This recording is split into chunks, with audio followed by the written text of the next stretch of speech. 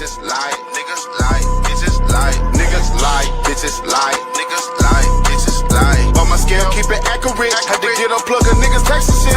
Niggas lie, bitches lie, niggas lie, bitches lie, niggas lie, bitches lie, niggas lie, bitches lie, niggas lie, bitches lie, niggas lie, bitches lie. On my scale, keep it accurate. Had to get unplug a niggas texting shit. Smoking on Shikari Bronx mixed with Obama, that's the presidential shit.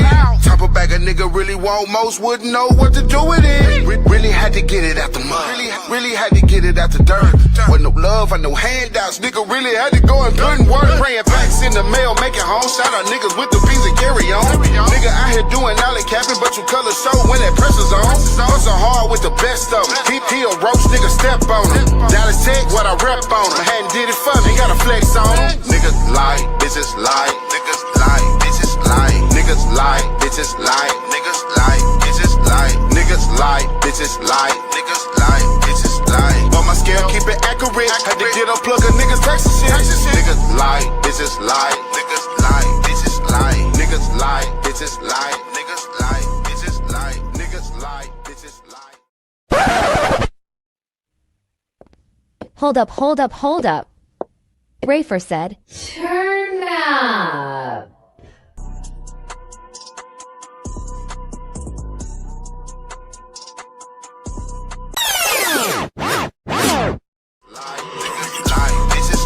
Niggas lie, bitches lie, niggas lie, bitches lie, niggas lie, bitches lie, niggas lie, bitches lie. On my scale, keep it accurate. Had to get unplug a niggas texting shit. Niggas lie, bitches lie, niggas lie, bitches lie, niggas lie, bitches lie, niggas lie, bitches lie, niggas lie, bitches lie, niggas lie, bitches lie. On my scale, keep it accurate. Had to get unplug a niggas texting shit. Smoking on Shikari Bronx mixed with Obama, that's the presidential shit. Top of bag a nigga really want, most wouldn't know what to do with it. Really had to get it out the mud. Really had to get it out the dirt.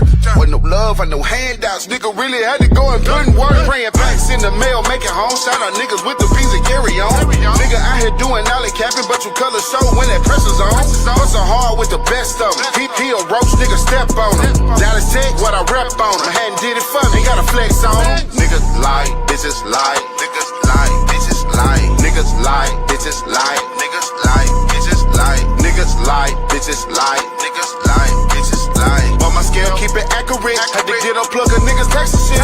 Niggas lie, bitches lie, niggas lie, bitches lie, niggas lie, bitches lie, niggas lie, bitches lie, niggas lie, bitches lie.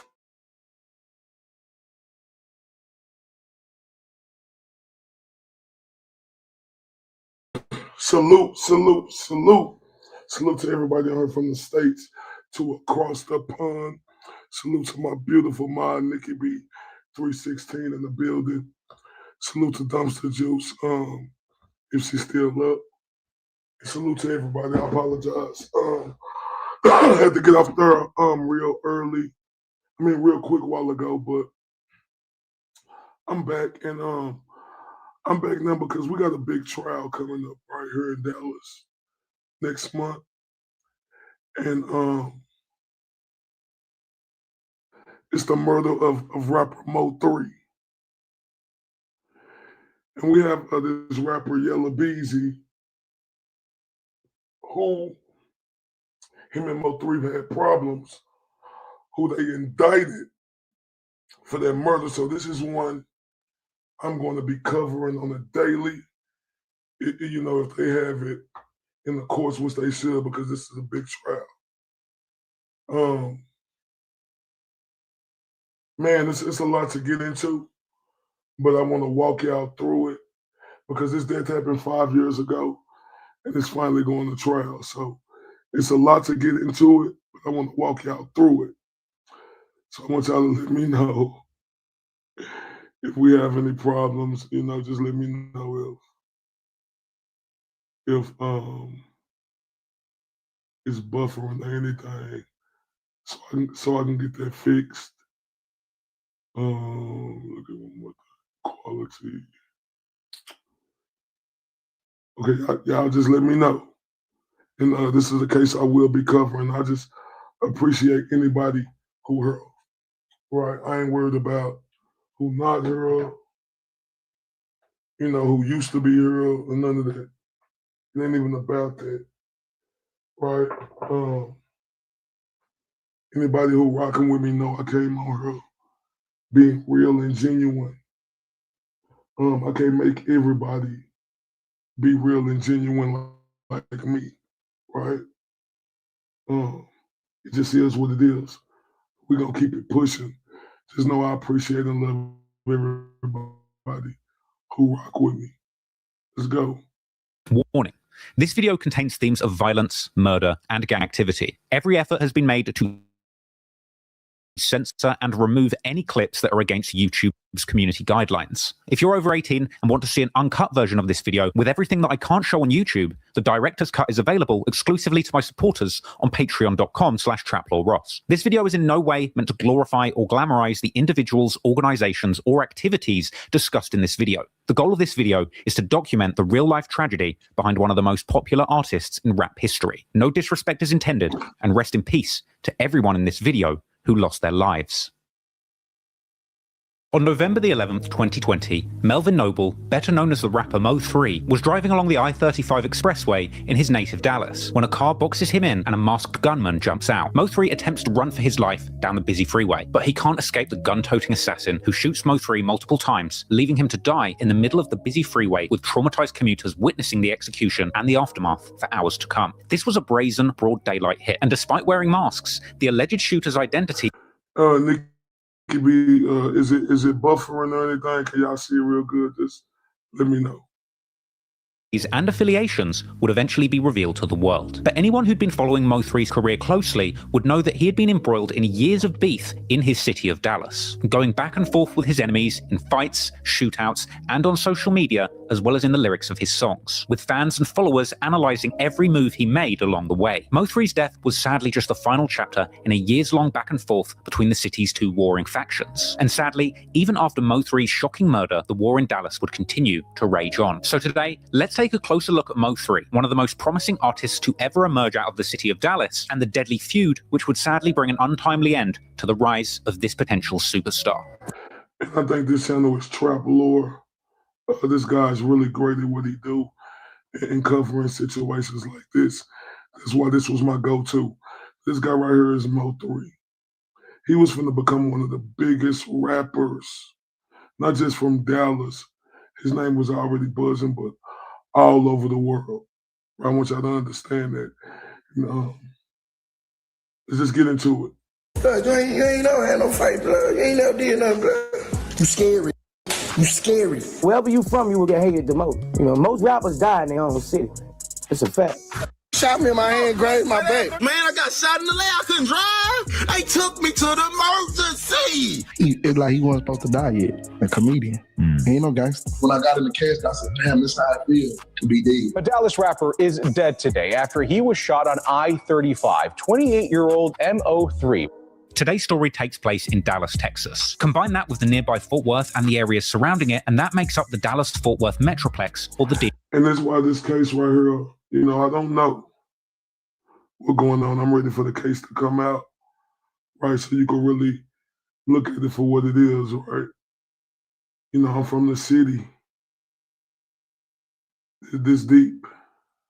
AFW. With a population of around 7.5 million in total, this makes it the fourth largest metropolitan area in the United States. Now, the state's gun laws allow a holstered carry, which means that no license or permit is required to carry a firearm. So, as long as you're over the age of 21 and got no felonies, you can legally pack heat in Dallas and protect yourself from the city's many dangers. But make no mistake, as you're going to see in this story, people take those privileges seriously. Now, the murder rate in Texas per 1,000 people is exactly the same as the overall United States. But if we take a closer look at the city of Dallas, the average rate of violent crimes jumped significantly, with the number of murders per 1,000 people more than double the US average, and the city's crime index being a 5. And that's not a 5 out of 10, that's a percentage out of 100. And one potential reason for this above average crime rate could be the fact that the city of Dallas is considered a major United States drug market, being identified by the Justice Department as a leading distribution and transshipment hub for narcotics traveling traveling in from Mexico and going to other parts of the United States, with the DEA and local cops constantly busting drug gangs in the city. Now, gangs and gangsters seem to operate all over Dallas, and as seems to be the case all over Dallas and America and even the world at large, eventually some of those talented members coming up out of gangs would eventually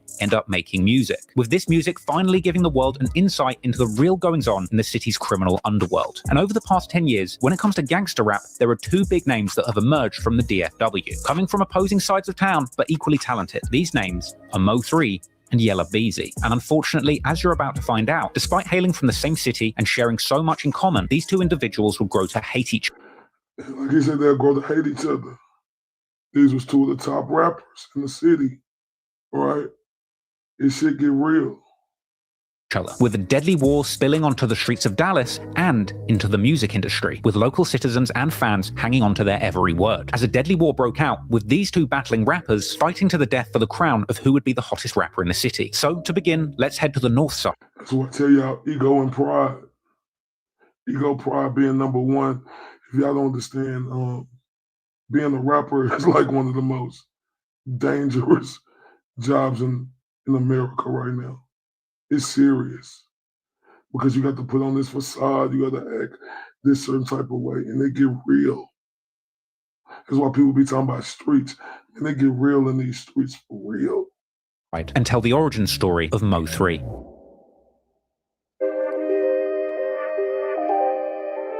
Mo3 was born on the 31st of May 1992 in McKinney, Texas, before moving to North Dallas where he was brought up. Make no mistake, life growing up in North Dallas wasn't easy for Mo3 and his family. After the departure of his father from the family home, his mother would raise the children alone, with Mo3 coming up on a diet of noodles or often no food at all. At times, Mo3 and his family would even find themselves homeless with nowhere to sleep, resorting to charging their phones at the corner store. But Mo3's mother was a generous woman in the community, and apparently she would frequently invite kids in the neighborhood who couldn't go back to their family home to stay with them, with Mo3 and his brother having to fight over food and a spot to sleep in his own family home. I got partners that my mama raised in the same house, like kids in the neighborhood that ran away from home, they end up at Mo3 house. Even though this my house, like some of my partners will beat me to my house before I get there. They done already ate. They done already got their spot in the bed and everything. I gotta sleep on the floor. I gotta sleep on the couch. You know what I'm saying? So, despite the generosity in this household, in school, Mo3 couldn't afford books and suffered bad grades and bullying due to his shabby clothes. But Mo3 was a hustler, and he would get jobs at a young age to help his mother financially, eventually deciding to pursue a path as a rapper after high school. But making something of himself would not be easy, coming up in some of the harshest streets of Dallas. Much like the nickname Chirac given to the gang-infested hoods of Chicago, where the violence is considered nearly as bad as the military conflicts going on in Iraq, Mo3 claimed that the area of North Dallas where he grew up to be similar. And it's real down here in Dallas, right? That's why when people be talking that talk, like, you can't just talk that talk. Like, I'm from a city where it's real at. You go down there, you got to be like that for real. It's a jungle. Similarly dangerous, earning it the nickname Northganistan. So you grew up in Dallas? Yeah. Okay. North Dallas? Yeah, in Afghanistan, man. As far as like I did. Growing up in Northganistan, it's no wonder that Mo3 became acquainted with the streets at an early age, stealing his first gun from his cousin at the young age of 12 and beginning to stick people up. Yeah, I had my first gun when I was 12. Okay. I had a 25 with no clip. He ain't have a clip to it. I'm toting it. I'm thugging though, like I'm hopping out. No clip. Just one in the chamber. Ain't nothing in the like, nothing. I stole the gun from my cousin. I'm not thinking about you supposed to have bullets to the gun. You need the clip for the gun to work. I'm just thinking at the time I'm 12 years old, walking around the neighborhood with a gun. Fortunately, he wasn't able to get his hands on any ammunition at this point, but eventually he would get caught with that gun by his mother. And from here, Mo3 would go on to face his first aggravated robbery charge at just age 14. And he would continue to be in trouble with the law throughout his teens, claiming to have been through every correctional facility Dallas has ever built. Did you ever get caught with it? Yeah, my mama called, man, somebody seen me with it. Police came and took the goddamn gun, had it in the goddamn Ziploc bag. Like, so I caught my first aggravated robbery at 14. I've been on paper since 2006. I went through all the juvenile programs. I've been getting locked up since I was 13, 14. So like, I went through every correctional facility Dallas ever built. Throughout Mo3's teenage years, he would continue to have trouble, whether in juvenile detention centers or on the streets, even telling DJ Vlad in an interview that he can't even remember how many shootouts he's been in since he was 15. I mean, if you were to count how many shootouts you've been in, and I don't care about the actual situation, but if you were to say how many times were you in an area where bullets are flying around you? Shootout size 15, so too many. No, I've been in shootouts since I was 15. They stay up there. It's a lot. You actually never got hit though. Nah, thank God.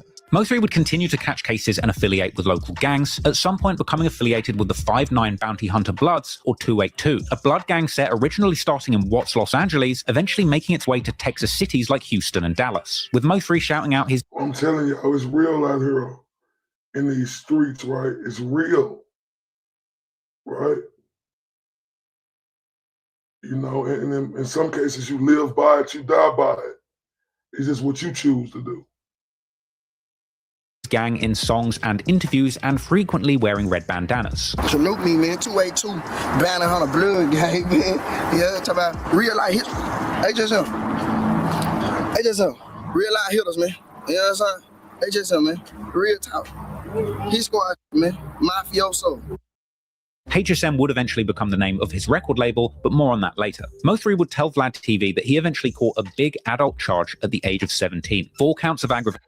And the reason why we're going to be going over a lot of this is because this trial is coming up next month. And I'm going to stream this trial, so I hope everybody really understand. And if y'all have any questions, just ask.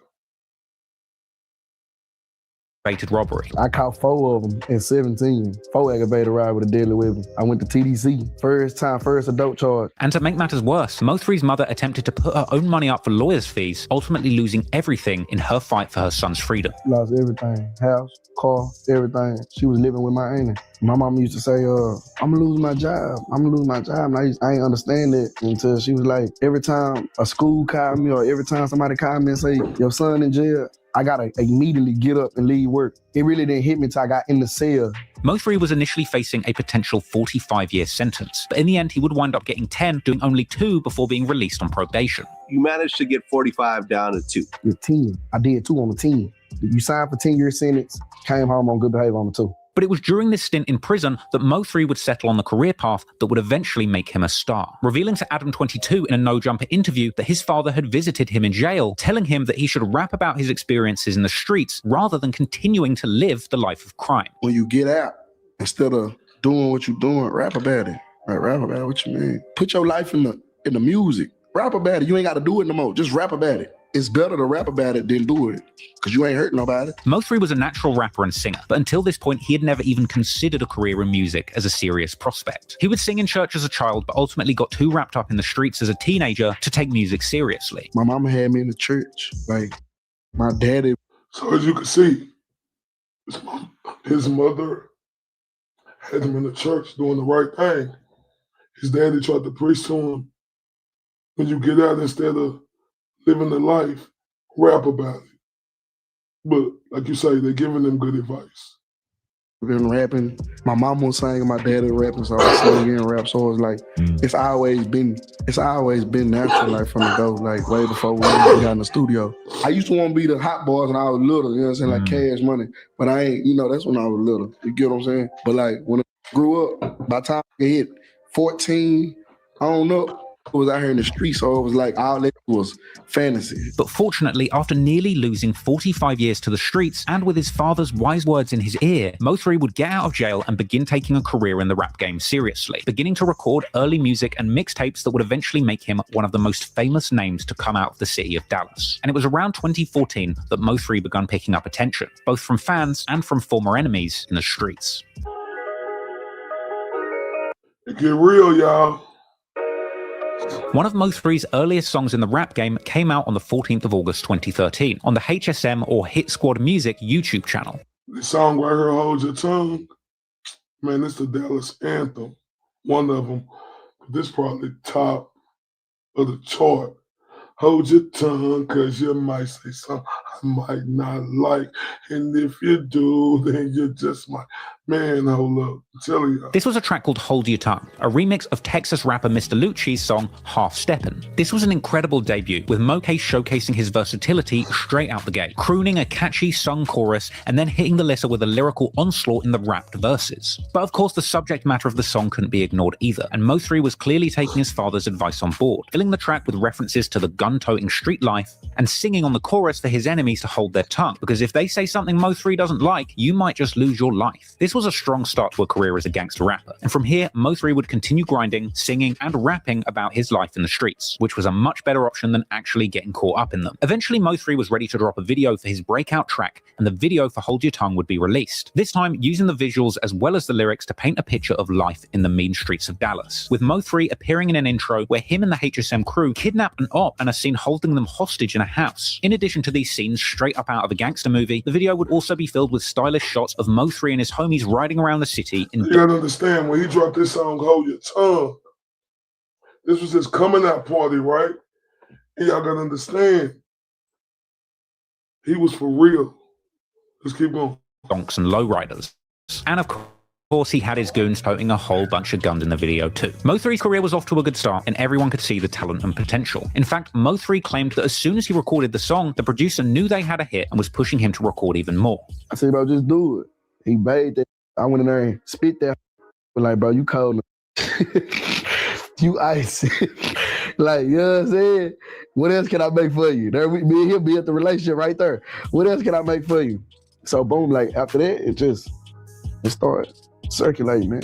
And so Mo3 would go on to record song after song, eventually releasing his debut mixtape Shotters on the 3rd of September 2014, inspired by the 2002 Jamaican gangster epic of the same name, which Mo3 says is his favorite movie. Shotters was a 20-track lyrical onslaught from Mo3 where he raps all about the drug dealing and gun-toting life that he has lived on the streets of Dallas. And at this point, he was building up a big reputation in the city as one of the big street rappers on the rise to watch out for. But it would be his next release that would truly put him on the map and on the charts, as his next release, Shotters Reloaded, coming out on the 20th of November 2015 on the HSM YouTube channel, and later getting an official commercial release on the 5th of April 2016, would include Mo3's next breakout song, All the Way Down, which got its own music video on June the 30th, 2015. Yet another great example of Mo3's versatility on the mic. He would sing on the chorus about the struggles that he had to go through to keep the lights on and feed his family, then launching into a verse where he swings effortlessly from singing notes about shooters having Rugers to rapping about the haters in his city beginning to target him. Mo3 was beginning to get recognition in his city and from the country as a whole. Shotters Reloaded went on to peak at number 23 on the Billboard R&B and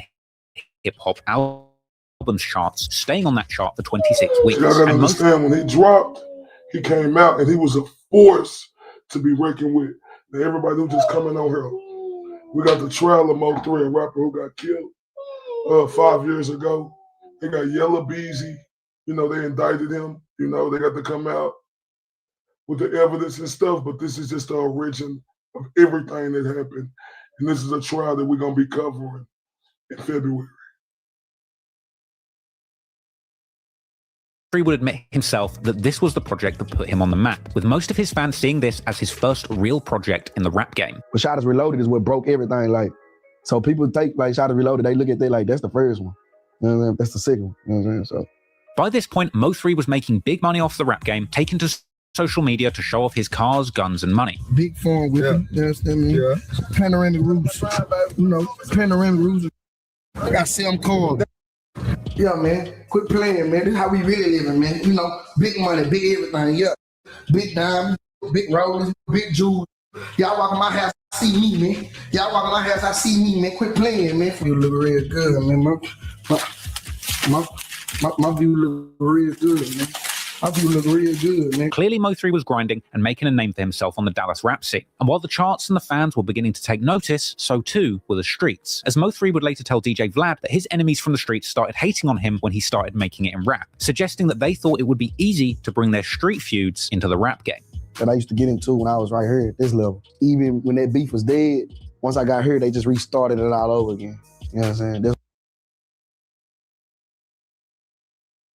So as y'all see, he's saying that they reignited the beef. His name started getting bigger. Just pay attention. It was a perfect time for them to for them to be on. It's a perfect time for them to be heard, and you know, and it was like easy. It was right up their alley. Like we done already beat from Mo3 before when he was just that Mo3. It ain't gonna be hard. You get what I'm saying? Like.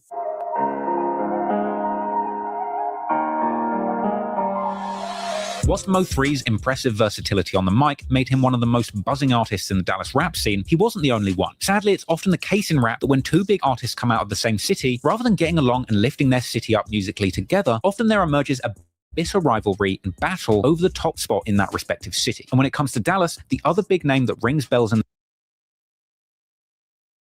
Okay, now this is Yella Beezy. This is who accused of, killing Mo3. So they finna talk about him now.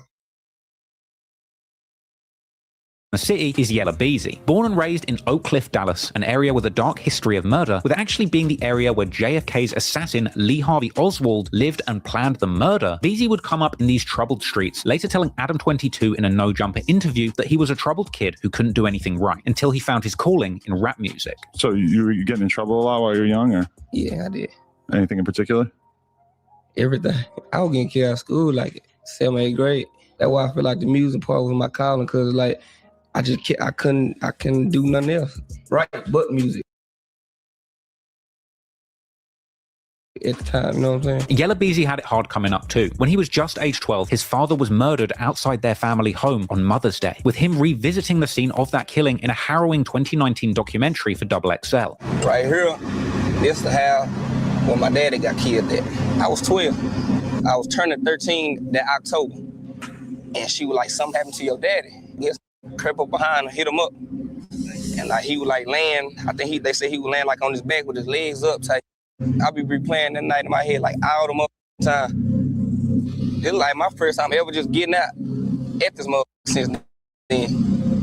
As a teenager, after the killing of his father, Beezy got involved in the streets and became affiliated with local Rollin' 60s Crip gangs, another gang originating in Los Angeles and eventually spreading to the streets of Dallas. As he got older, Beezy would end up working in the drug trade to provide for his family after the loss of his father. But since finding his calling in the rap game, he would find an alternative route to the money that his family needed to survive. And at just 13, Beezy would begin rapping after being inspired by Baton Rouge rappers Boosie Badass and Kevin Gates. Yella Beezy would release his first mixtape at just age 14, titled Mash Mode Overload. And in 2012, he would drop his second mixtape, Lil Yella Mane. From here, he would continue grinding and dropping freestyles like this 2014 freestyle on Say Cheese. But he would land his first game in 2015 with the track Trappin' Designer. Beezy claimed in a XXL interview that Dallas is a fashion city, and the concept of a song all about designer clothes appealed to the many fashionable hustlers in the city of Dallas. Trappin' Designer would end up on his 2017 mixtape, Broke Nights, Rich Days. But it didn't come along with a music video. Y'all gotta understand, when he came out with Trappin' Designer, young nigga Trappin' Designer, hey, young nigga Trappin' Designer, hey.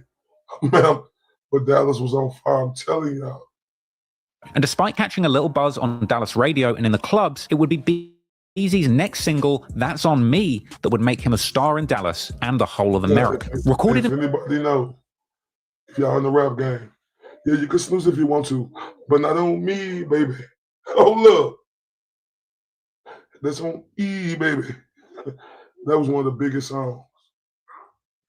March 2017, but released in October, Yella Beezy later told Adam 22 on No Jumper that he threw out the song with a basic music video, and the city threw their support behind him and the song. So when That's On Me came out, did you like release it as a single? You knew that was a special song? I actually just threw it out there because I thought it was another song on my tape that was going to do it because it had like more of a club energy. Right, because I was reading about how it kind of popped off on the radio before it popped off on streaming services. Yeah. How did that work out? That's very rare now. It was like everybody trying to team up or just trying to help each other to get somebody to the next level, you know what I'm saying? Dallas radio stations would put Yella Beezy's song in rotation, pushing him as the next hometown hero, and this would work. The video for That's On Me today sits over 20 million views, and the song eventually spent 20 weeks on the Billboard charts, peaking at number 56. Helped in no small part by the all-star remix of the track, which came out and racked up a staggering 272 million YouTube views, with the remix of the track coming along with verses from the likes of 2 Chainz, T.I., Rich the Kid, Jeezy, Boosie, and another emerging local talent relevant to this story, Trap Boy Freddy. Now they finna get into Trap Boy Freddy, because you gotta understand, 03 Yella Beezy and Trap Boy Freddy at one time, they ran together. But when the beef started popping off, Trap Boy Freddy and Yella Beezy, who Yella Beezy talking now, they was together. So they finna get into Trap Boy and y'all finna learn about him. Trap Boy Freddy has become a Dallas rap icon in his own right, growing up with an affiliation to a Dallas gang by the name of DF Dub. Speak on DF Dub, man. How did that form? How old was you? I was like 14 there. DL'd up, down for whatever, AK, don't do it. You know what I mean? They were everything up for. Freddie was truly a trap boy from a young age, apparently opening up his first trap house at just 14 years old and making $500,000 from the streets before even becoming a serious rapper. And I ain't trap boy. I started calling myself trap boy when I was 14, got my first spot. Well, how much money do you think you accumulated over the years by hustling? I would have saved all of it. Down to have about $500,000 by now. And Freddie is a close friend of Yella Beezy. In fact, still his biggest song to date is his appearance on the remix of Yella Beezy's monster hit That's On Me. But don't be fooled, Trap Boy Freddie has carved his own place in the Dallas rap history books too. First coming to prominence off the back of a series of mixtapes, kicked off in 2016 with the release of Fourth Quarter on the 4th of July. A project coming with an impeccable cover art where Freddie's face is superimposed on a giant pile of cocaine being poured from a brick onto a scale. I can't lie, that's probably one of the best cover arts that I've ever seen for a drug dealer rapper. Now that project featured appearances from both Yella Beezy and Boosie Badass on the track Mind Your Business, a drug dealing anthem where Trap Boy Freddie and Boosie would tag team the mic with aggressive bars about slinging dope in their hoods and telling nosy folks to mind their business. Clearly music or trapping was working out for Freddie because he would be seen interviewed on Say Cheese 2 days after that tape's release, flexing what he says was $80,000 in jewelry. Freddie's first mixtape was followed by Overtime in July 2017, with that followed by Trap Boy Freddy Krueger 3 in February 2018. And this project would feature one of Freddie's biggest songs, the posse cut 6 Pick, featuring 6 local artists, Trap Boy Freddie, Yella Beezy, Lil CJ Casino, Lil Ronnie, Sleazy Beezy, and another name important to this. Okay. Now this song came out. You see all the rappers in the Pick 6, right? Mo3, he was bigger than like all of them artists, damn near all of them. And they didn't pick him, they didn't put him on that song. What y'all finna see? This story, Go Yayo. Hailing from Fort Worth, Texas, Go Yayo was first introduced to the world as a rapper in January 2014. Now Go Yayo, he a rapper from Fort Worth, right? In Fort Worth, Texas. About 30, 45 minutes outside of Dallas. And he was working with Yella Beezy and Trap Boy Freddie too. They finna tell the story, I just wanna let y'all know that. Uploading the music video for his track Don't Trip to YouTube. A strong debut. He's so tuned to make melodic raps about his life, packing pistols, trapping and making money. He'd go on to make mixtapes like No Mo3 Yayo, the hard-hitting street track Boom in November 2015, the stick-toting anthem Damn It Man, and his tape Super Saiyan Yayo in 2016. This featured the track Me with Mo3, and in fact, Go Yayo was originally friends with Mo3, working alongside him numerous times. Go Yayo and Mo3 would be seen on Facebook together as early as December 2015, with Go Yayo even being invited to perform with Mo3 and Young Dolph at a December 2015 show at Onyx. Now, some people suggested that there was some tension brewing between these two crews on stage, with some fans pointing out that it looked suspiciously like Go Yayo and his team were trying to nudge Mo3 off the stage, with Mo3 eventually leaving the stage with his manager. Some would suggest that this moment was the true beginning of tension between these two crews, with Mo3 feeling disrespected about how he was treated on the stage. But regardless, Go Yayo clearly wanted the limelight for himself, and threw into 20... Salute to Juicebox, Sip Slow in the building. And listen, did y'all see that? I want to rewind it. Look, because aggressive bangers like the track Boom God. However, Go Yayo would soon become a celebrity in Dallas for reasons beyond his rap, because in May 2016, he would randomly pop up, apparently without permission, speaking at a middle school. See, I dropped out of school. I was actually the kid that dropped out of school. I feel like it's the worst thing I ever did, because once I was like 14, not going to school no more. Once I'm looking at everybody, I'm bored at the house. Like, where everybody at? Come hang with the older kids. Like, damn, where my home was at? You know where they was at? School. And it's funny, because almost by accident, in this impromptu middle school speech, we kind of get an insight into Go Yayo's early life, dropping out of school and hanging out with the older kids in the streets. He really is trying to give these kids a lesson and tell them how not to make certain mistakes that he did. He goes on to tell the kids that they need an education to get money, and that choosing the streets was the worst thing that he did, and all he wants to do is make his mother proud. I'm talking about, you can't get no money not going to school. You gotta go out to school, get a job. You gotta do all that, go to college, live life, have fun. I told the streets, and it was the worst thing I did. I got shot when I was 14. My cousin got smoked. And it's just, I made a bunch of bad decisions. When I chose to rap, it saved my life. Now I got money, cars, I can do what I want to. But I really wish I went to school, because my mama can't, your mama not gonna be proud of you in the streets going to jail, going or die, something like that. Your mama can't be proud of that. Yayo would even go as far as to disavow guns and violence in his music, explaining it as just an image. Other than that, like, the streets not where it's at. I know y'all heard a lot of my songs, y'all see guns and hear me say a lot of gang stuff and all that. But that's just an image we gotta put on because, I'm a rapper. So we gotta, you gotta flex a little bit. But I want y'all to know I'm just humble. I'm 19. I'm supposed to be out of high school 2 years ago. We'll see where I'm at right now. And then you little boys, y'all stay in school, play sports or something. You ain't gotta be no thug, you ain't gotta be no gangster to be cool.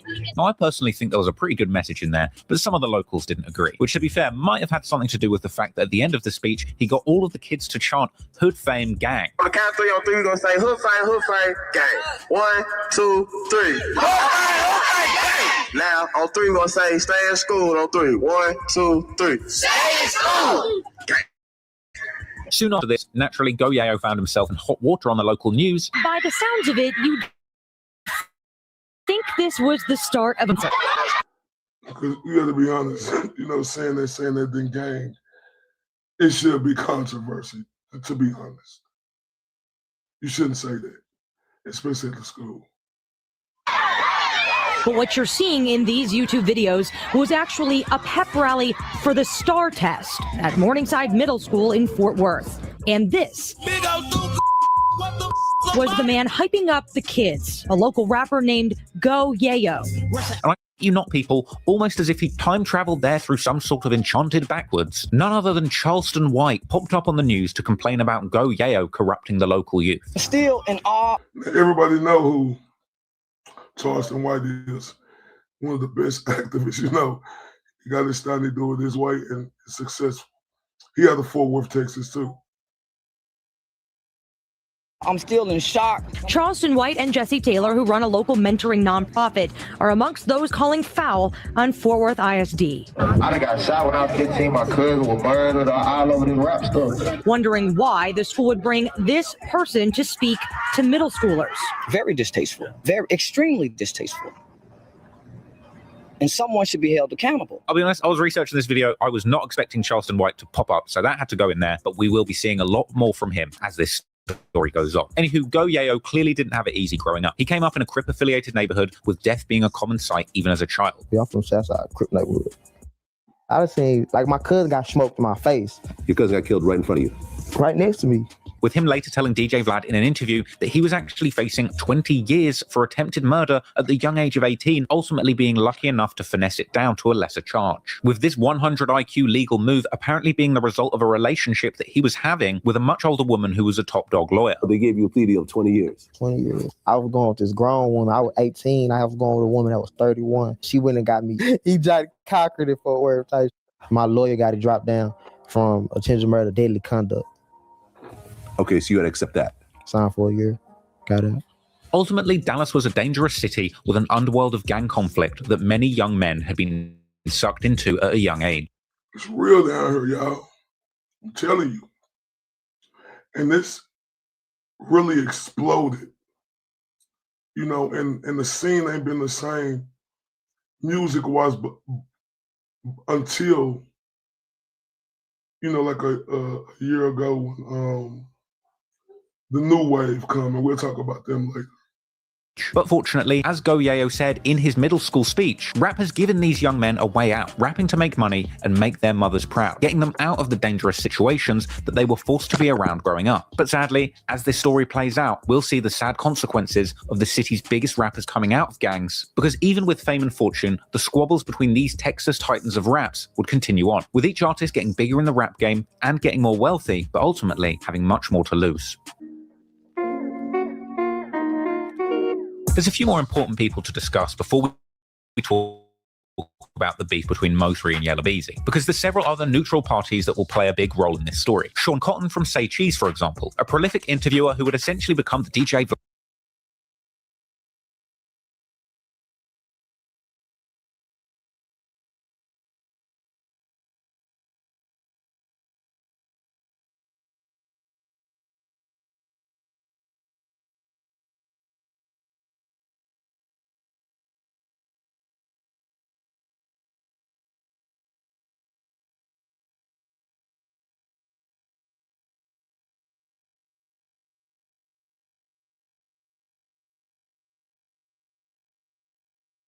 Lad or Zach TV of Dallas, the size of the beefing local rap scene and inadvertently getting right in the middle of the feud, eventually even picking up the attention of the local media for giving a voice to the gang members coming out of his city. A Fort Worth man is making a living going into neighborhoods most find unsafe to tell stories about gang life. Sean Cotton runs the YouTube channel Say Cheese TV and regularly visits high crime neighborhoods looking for stories about street gangs and gang affiliated rappers. 28-year-old quit his $7 per hour job cleaning refrigerators 6 years ago to document gang life. And now he makes up to $15,000 a month with his YouTube channel. He also has deals with advertisers and rap labels through his work on Instagram. But danger is part of the job. Cotton wears a bulletproof vest and got a license to carry after a well-known Chicago blogger, Zach Stoner, was killed doing the same work just last year. My wear, for safety reasons, after my homie Zach TV, got killed, I kind of took a consideration to be more safe when I'm out in, poverty areas doing interviews.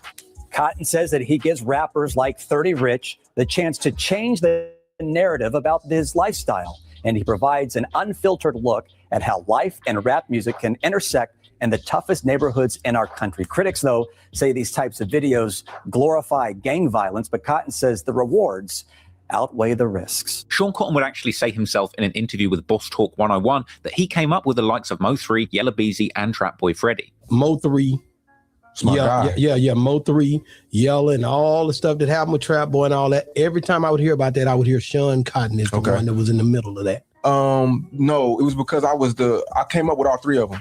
So you got to understand. And I remember that. I remember you the only one that interviewed them that I really could think of. I would interview somebody and then they'd be like, no, that's not true. Let me get an interview. Let me tell my piece. And that's how it really came about. Essentially, Sean Cotton, in an attempt to put the spotlight on the rappers coming up in his city, may have accidentally given them an outlet to air out their grievances with each other. Starting out in the early days with a nasty habit of frequently asking Texas rappers to name the top 5 rappers in their area. Overall, your favorite top 5 down the street artists right now? Freddie, Lowe's,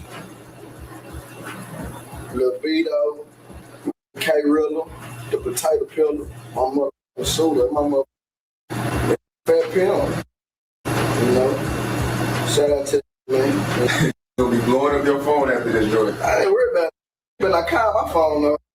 Real talk, man. In the beginning, there wasn't as much tension between the rappers in the city. Mo3, Yella Beezy, and Trap Boy Freddy had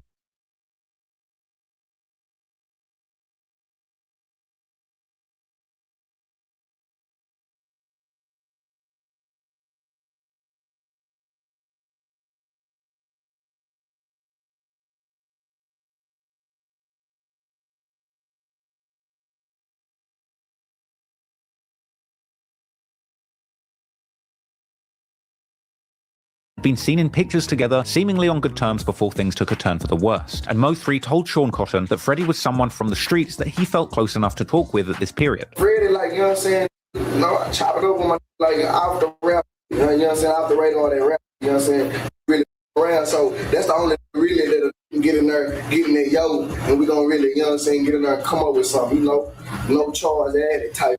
It seemed like only when some of the biggest names in Dallas had emerged from the streets, beginning to get fame and fortune and radio play, that the tension begun to rise. Mo3 would claim that his fame in the rap game caused a lot of people to bring their old beefs from the streets into the record industry. Meanwhile, Go Yayo had claimed that when he blew up in music, other people in his city got hypnotized with hatred.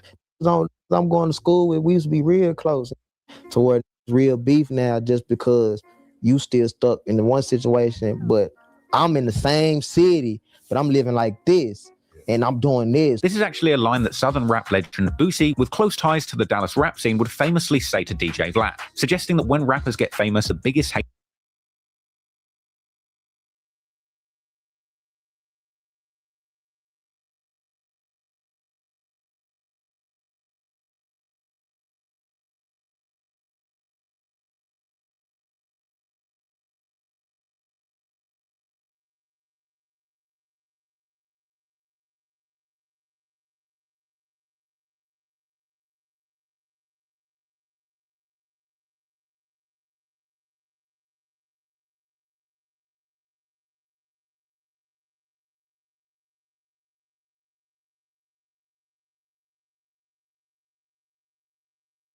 has come from their own native city. Wherever you from, you will get hated the most.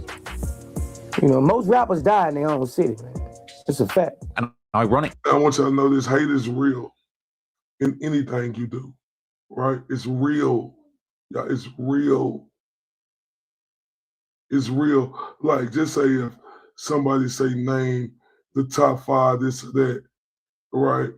Journalists or people who doing YouTube shows in this field and nobody's name get mentioned. It's real. When you become successful, people start hating on you. You could be doing the right thing. People will hate on you. It get like that. And it's only in you. Is it going to bring you down? It could bring you down, but what you going to do? Let it bring you down or going to fight your way to get back up? But that's how it is in every field. People could get jealous. Crazy, ain't it? Boosie himself would even find himself right in the middle of the Dallas rap beef too. Things were good at the start, with Boosie sharing the stage with local rap stars like Mo3 and Go Yayo. Boosie was really looking at Dallas as a potent talent pool where he might sign artists. Boosie would even appear in an early Mo3 vlog, meeting him at a meet and greet and expressing interest in signing him. Oh, that's TQ talking about you on time, huh? You know, say you gonna make me some money. Oh, my big brother say you selling out shows around here. I gotta check you out, man. I gotta check. Let's get some flick, man. I ain't heard, you know, TQ called to me today saying he do open it up for you. You thinking about signing? It ain't nobody. Yeah. That's what I need. I need me an artist from Dallas. When I ain't getting the money, he be getting all the money. I'm ready to see that real street. All the way, like that. All the way. Gangland.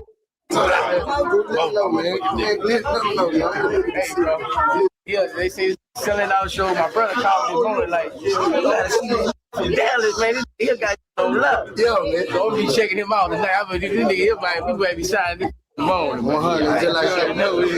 This moment clearly meant a lot to Mo3, who had previously called Boosie one of his favorite people to emerge from the rap game. Growing up, Boosie was your favorite rapper. He's still my favorite rapper. Still your favorite rapper. He's my favorite rapper.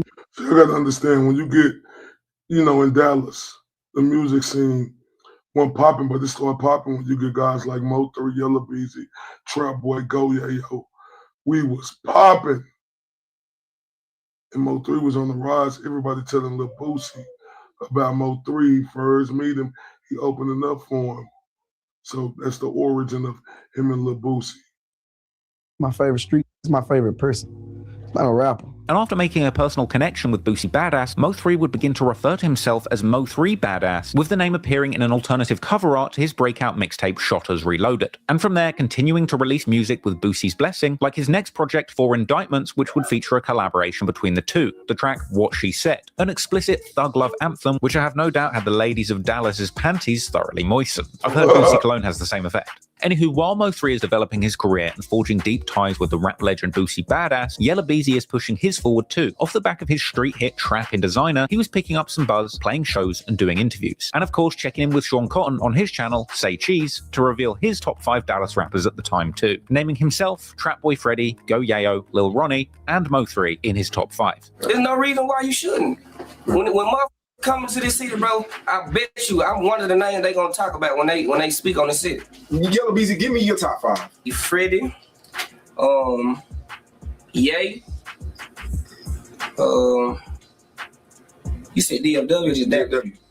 Lil Yayo, Mo3, and I can't forget Lil Ronnie. Right. Clearly at this point he had a lot of respect for his Texas rap peers, but the rap game is competitive, and clearly Yella Beezy saw himself as a first among equals. He was later seen in vlogs outside shows in September 2016, saying that this is his city. If y'all don't know, traveling in the town, y'all already know how we doing, y'all understand me? I'll flip them up around here. Yellow motherfucker. Man, we in here, man. Y'all see what this my city, man. Y'all already know what it is, man. Don't flip America, that mean to stand on that, man, for real. Beezy was still a few months away from dropping his monster hit, That's On Me. But through to the end of 2016, he would continue pushing his music forward, dropping his Light Work mixtape on the 7th of October 2016, which included the hit track Going Through Some Fangs, which sits at 50 million views on YouTube today, with the track including lyrics where Yella Beezy says that people in his city... That's what I'm telling y'all. Dallas scene was on fire, and we still on fire now. But these guys, Yella Beezy, Go Yayo, Mo3, Lil Ronnie, Trap Boy Freddy, and a lot of others, We were on fire. But you know how it go. In any field you in, right? When you start making noise, you know, it could be pride and ego. People could be hating. It could be misunderstandings. You never know. And that's how shit usually go. Hating on him because his team are on the rise. The light work mixtape was followed by Broke Nights, Rich Days on February the 3rd, 2017, and going into 2017, it seemed that everybody in the Dallas rap scene was beginning to see success. Gangsta Love, Mo3's latest mixtape with a female focus, released on Valentine's Day 2017, even coming along with a feature called Gangsta with Trap Boy Freddy. And the month after this released, it was announced that Mo3 Badass had signed a full-blown record deal with Epic Records. Mo3 was on his way to the top of the rap game and becoming a household name in Dallas. But behind the scenes, there had been some tension brewing. On May the 2nd, 2017, Mo3 appears in a Say Cheese interview, claiming to have had a misunderstanding with Yella Beezy, but suggesting that they're cool now after having met up and had a discussion. Here we go, y'all. This work is starting. Right. I want everybody, because we're going to be going over this during the days by doing a lot of other stuff too. Because we got this trial coming up. It's another trial that's going on in Miami. Dumpster was talking about. But this where it's starting right here with the Mo3. That's the dude right there who got killed on the highway. And the other dude, Yella Beezy, he got indicted for doing it. We don't know. Gotta watch the trial. Yeah, he cool. You know what I'm saying? We had a misunderstanding. You know, it could be miscommunication a lot of times. You know, sir was said, he said something, I said something, but once we pulled up, I told him to pull up on me. I was in the cliff one day. I just got back from Atlanta with Boosie, and I told him when I get back, come holler at me. He pulled up on me at Mo3. You know, we chopped it up.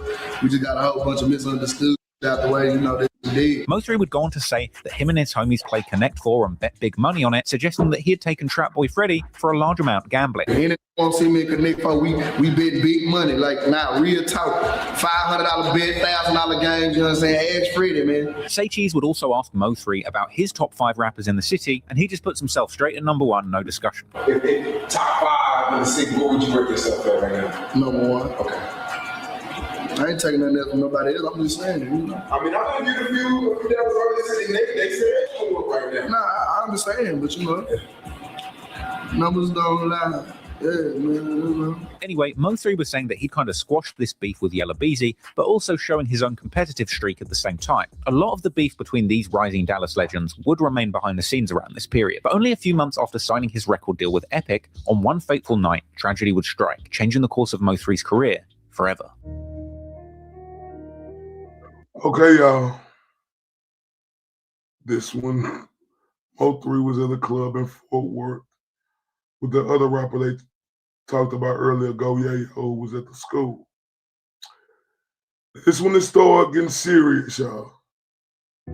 On the 27th of May 2017, Mo3 attended a concert at Club Phantom in Fort Worth, celebrating his birthday a few days early. But unfortunately, things would take a turn for the worse that evening, with gunfire erupting in the club just before 4 a.m. and a 31-year-old man by the name of Hector Wilkins, aka Lil Half or Heck, being shot in the upper torso, later dying in hospital. And police would later claim that this was a gang-related killing. Mo3 himself would later be arrested in connection with the shooting in an early morning raid on his home, even later breaking down the surprise raid in an interview with Cam Capone. I heard a knock at the door. I mean, it was just me and my son. I heard beating at the door. Boom, boom. Like, before I even walked to the door, it hit me. I knew. I was like, oh, okay, okay. They was gonna kick the in, so I was like, hold up. So right when I opened the door, it's AR-15, big flag, like, and me and my son, hey, get over here, get over here. They took the baby. They took the baby? Took him out my hand and threw me on the ground, looking for guns. Man, so. Mo3 was charged with aggravated assault with a deadly weapon with bond set at $100,000. And he would even do a phone-in interview from jail to Say Cheese with a title suggesting that he was facing 30 years if convicted. Mo3 would even claim that the cops were fans of him and they let him drive to jail in his own Tahoe truck, even letting him stop at McDonald's on the way, suggesting that he was greeted in jail like Tupac Shakur. Hey man, but they was fans, man. They let me ride. They put me in the car. They let me ride Tahoe. Took me to McDonald's and got me a sausage. But they booked me in, and I came in the bitch like pop, man. I came in the. Hey man, what y'all gonna know about Mo3? Like, Yeah, y'all gonna know this the guy right here was he was the real deal, and he was about that life. As y'all see him in jail. So they took him to McDonald's. Talking about, man, for real, man. Yeah, man, king of the city, man. Yeah, man, king of the street, man. Shout out to one all the way. During the call, Mo3 also revealed to Sean Cotton that he had spent tens of thousands of dollars on a lawyer already. Hey, so I talked to one of your people, and he said that you spent a lot of money on a lawyer, like 50, 60,000. Is that true? Yeah, man, look, man, I dropped 50 for the Fort Worth, man. I dropped 50 racks, man, just on the Fort Worth, man. That's just from that, man. Yeah, man. Now I gotta spend another 10 to get out. That's another 10 to get out, man. That's another 10 to get out. Then gonna drop another 10 to fight. With Mo3 later revealing to DJ Vlad that he had spent over $90,000 on lawyer fees and essentially went broke trying to beat this case. And I guess you spent like $90,000 in lawyer and court fees. Yeah. And see, I gotta understand that's just when he was on his come up, was rising. So he was making money, but at 90,000, you understand? I couldn't buy my son no Similac milk. No $13 can of milk. Ultimately, Mo3 said that the police were following rumors on social media suggesting that he was responsible for the shooting, but the charges were ultimately dropped. People were saying, Mo3 did this, Mo3 did this, Mo3 did this. You know, once somebody say your name so many times, you know this who we gonna come get. It's over. It's over. No case. Okay. There's no cases. The person with the name gonna get the blame. You know what I'm saying? But things weren't all good for Mo3, because apparently due to the negative attention he got from this incident, Epic Records decided to distance themselves from him. They didn't want nothing to do with me. Oh, because the shooting incident. Yeah. And after his split with Epic, the following year in October, Mo3 would release the about that, right?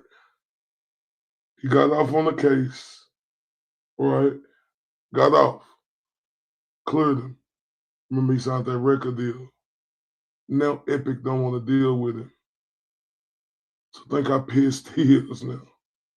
song True Story, where he seemed to address the incident. The video came along with an eerie introduction where we see a dead Mo3 in the morgue, whilst the mortician tells somebody on the phone that he was killed in his own city. I don't know, I think it's some rapper. He got shot heading home in his own city.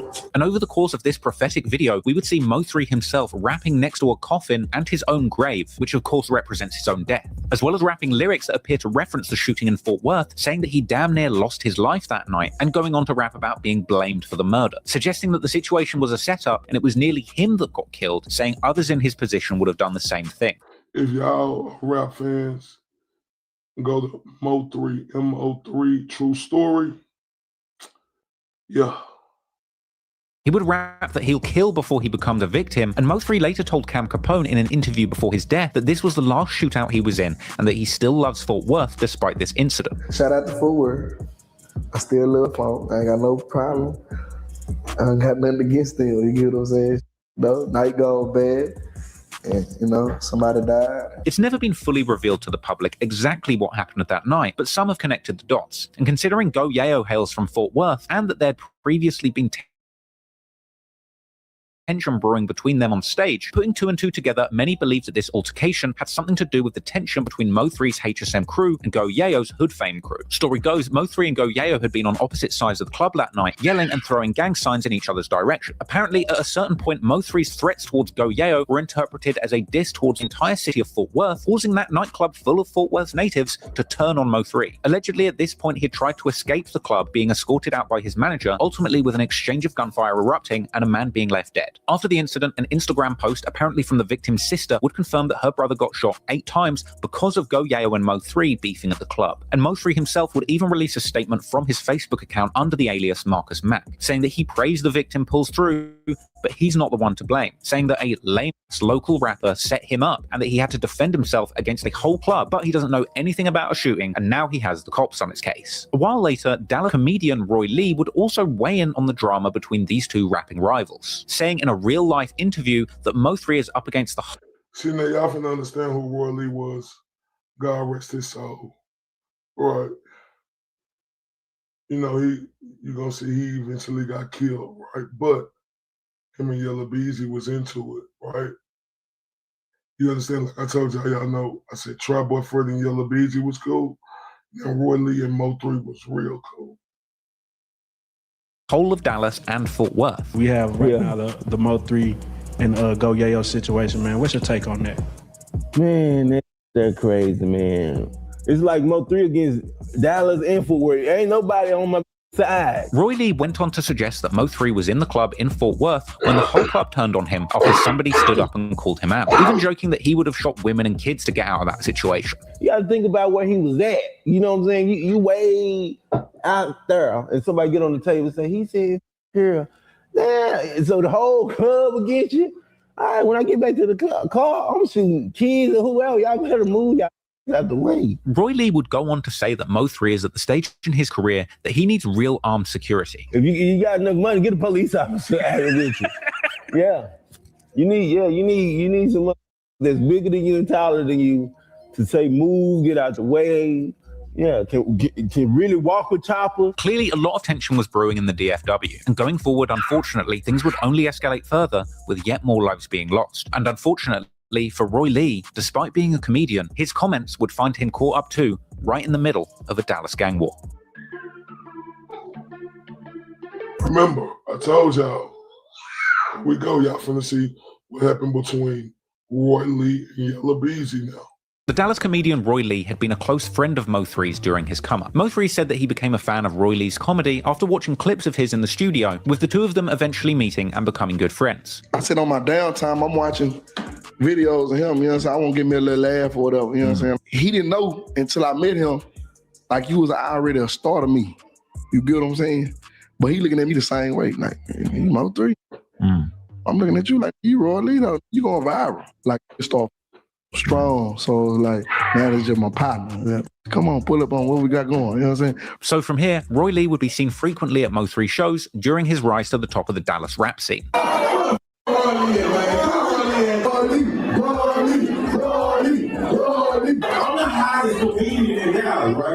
However, in an interview following Mo3's arrest for that fatal shooting in Fort Worth, Roy Lee would end up dropping some shade on Mo3's rival Yella Beezy, saying in a real-life interview that some of the rappers claiming Oak Cliff can come over and get robbed. This was an apparent reference to an earlier video where Yella Beezy had claimed to be from Oak Cliff, America, and saying that he runs the city. Oak Cliff, around here. Yellow Beezy, man, we in here, man. Y'all see what this is my city, man. Y'all already know what it is, man. Oak Cliff, America, that meant to stand on that, man, for real. Come on, you from America, you from Oak Cliff, America. Don't with us till you come on up so we can rob you. Because you ain't really from over here, right? See, Roy Lee said that come here so we can rob you, so, you know, like, it get real in the field, so, yeah. Apparently, this comment was taken as a sign of disrespect by Yella Beezy and others from Oak Cliff, and apparently following this interview's release, a fight would take place between Roy Lee and Yella Beezy at the King of Diamonds nightclub. On August the 16th, 2017, Roy Lee took to social media to call out Yella Beezy in a heated rant, admitting to dissing Yella Beezy in the earlier interview, suggesting that he wanted a fair one-on-one fight with Beezy like he was in prison, and suggesting that Beezy and his whole crew had jumped him. I did an interview and I was talking about, I ain't lying in the interview. You understand me? This beef ain't got nothing to do with nobody else but Yella Beezy and Roy Lee. This little boxing match ain't got nothing to do with nobody else. All these hot sauce. What's up with them pop? So, Roy Lee, you know, he made the comment about, you know, he'll rob Yella Beezy, so Yella Beezy didn't take their life, so Roy Lee said they jumped him, right? So now, Roy Lee won a boxing match. Back there, Yellow. What's up with them dudes back there, man? What's up with them dudes back there? Them riders. Yeah, them riders back there behind you right there. I ain't talking to them, I'm talking to you. Yeah, I want the one-on-one with you. I ain't talking about them. Tell them behind you to chill, man. Tell them to chill. I ain't got number 4 people with me. I ain't calling my cousin them. I ain't calling my partner them. I know the fight ain't gonna never be able to be set up. You know what I mean? Because if we was in the penitentiary, them OGs would be like, y'all youngsters go back there and fight one-on-one real quick, man. Go on and get that off y'all chest. You set up the fight. I've been trying to call all the big dope dealers in the city, all the ballers in the city, set up the fight. Well, what's wrong with me setting up a fight and I'm the one that got hit? And everybody talking about let it go. Well, how I'm gonna let it go if y'all didn't let it go at the front park when you got snuck? How I'm gonna let it go when you got snuck at the club somewhere and you ain't let it go and you seen him at Walmart you was trying to fight? How I'm gonna catch him one-on-one when he always deep somewhere? When he always 10 or 8 deep somewhere? And I don't be numbered by 4 deep because I'm in the Cadillac. Now it's on YouTube. Now everybody want to interview me about it. I ain't gonna bash him. I'm just mad because you snuck me and then don't want to fight again. Come on, man. That ain't nothing. I'm just talking about square it up. Oh, you're a rapper. You don't want to get embarrassed or you don't want to lose. You don't want to get out there and look slouchy. And from here, Roy Lee would go on to do yet more interviews, speaking openly about the altercation and putting dirt on Yella Beezy's name in the comedic fashion that Dallas came to love him for. A few days later, Roy Lee appeared in a Game 101 interview on the topic, elaborating in more detail, saying Yella Beezy tried to sucker punch him in the club and missed, and then his crew from Oak Cliff got involved. Yeah, he came out the DJ booth and tried to hit me. I seen him at the corner of my eye. I blocked him.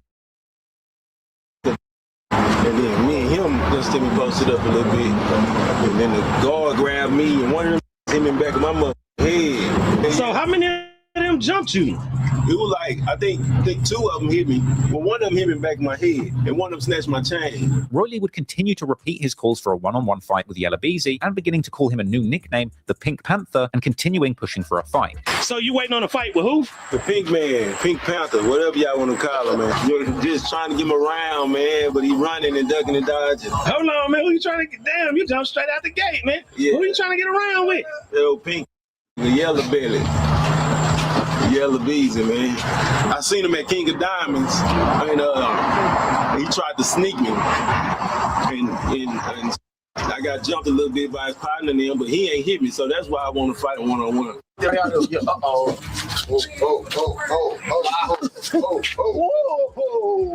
it. I mean, plus it'd be good to show the kids that we ain't got to shoot guns and, do all that. His career is demolished. Ain't I right for that?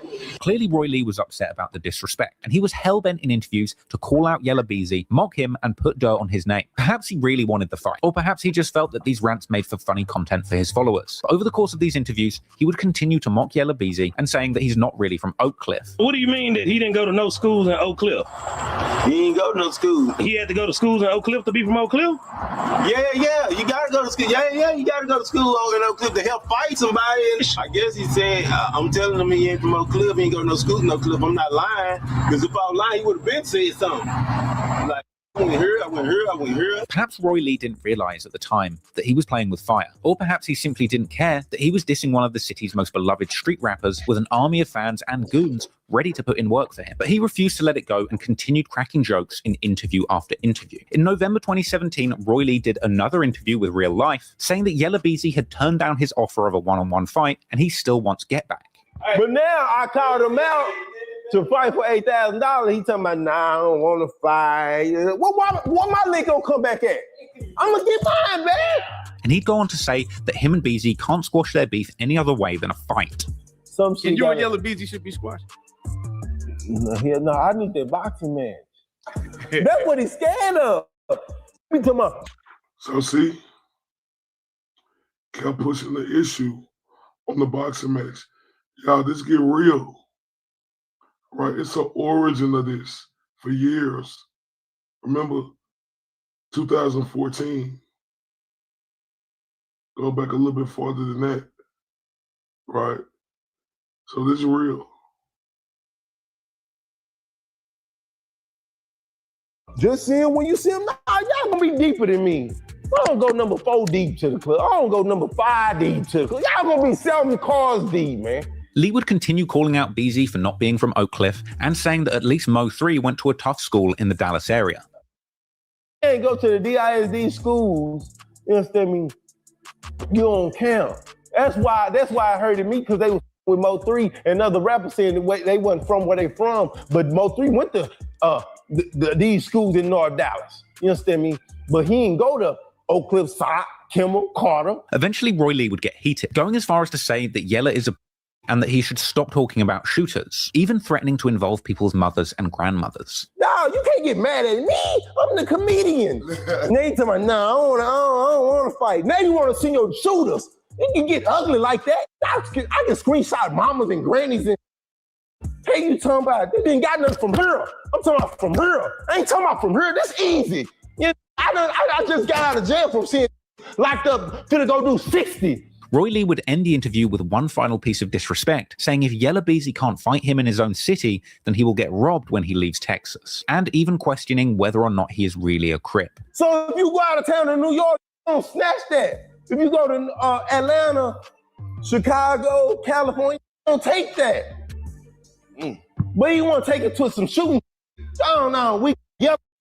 Ain't no Crips in Forney. Ain't no Crips in Mesquite.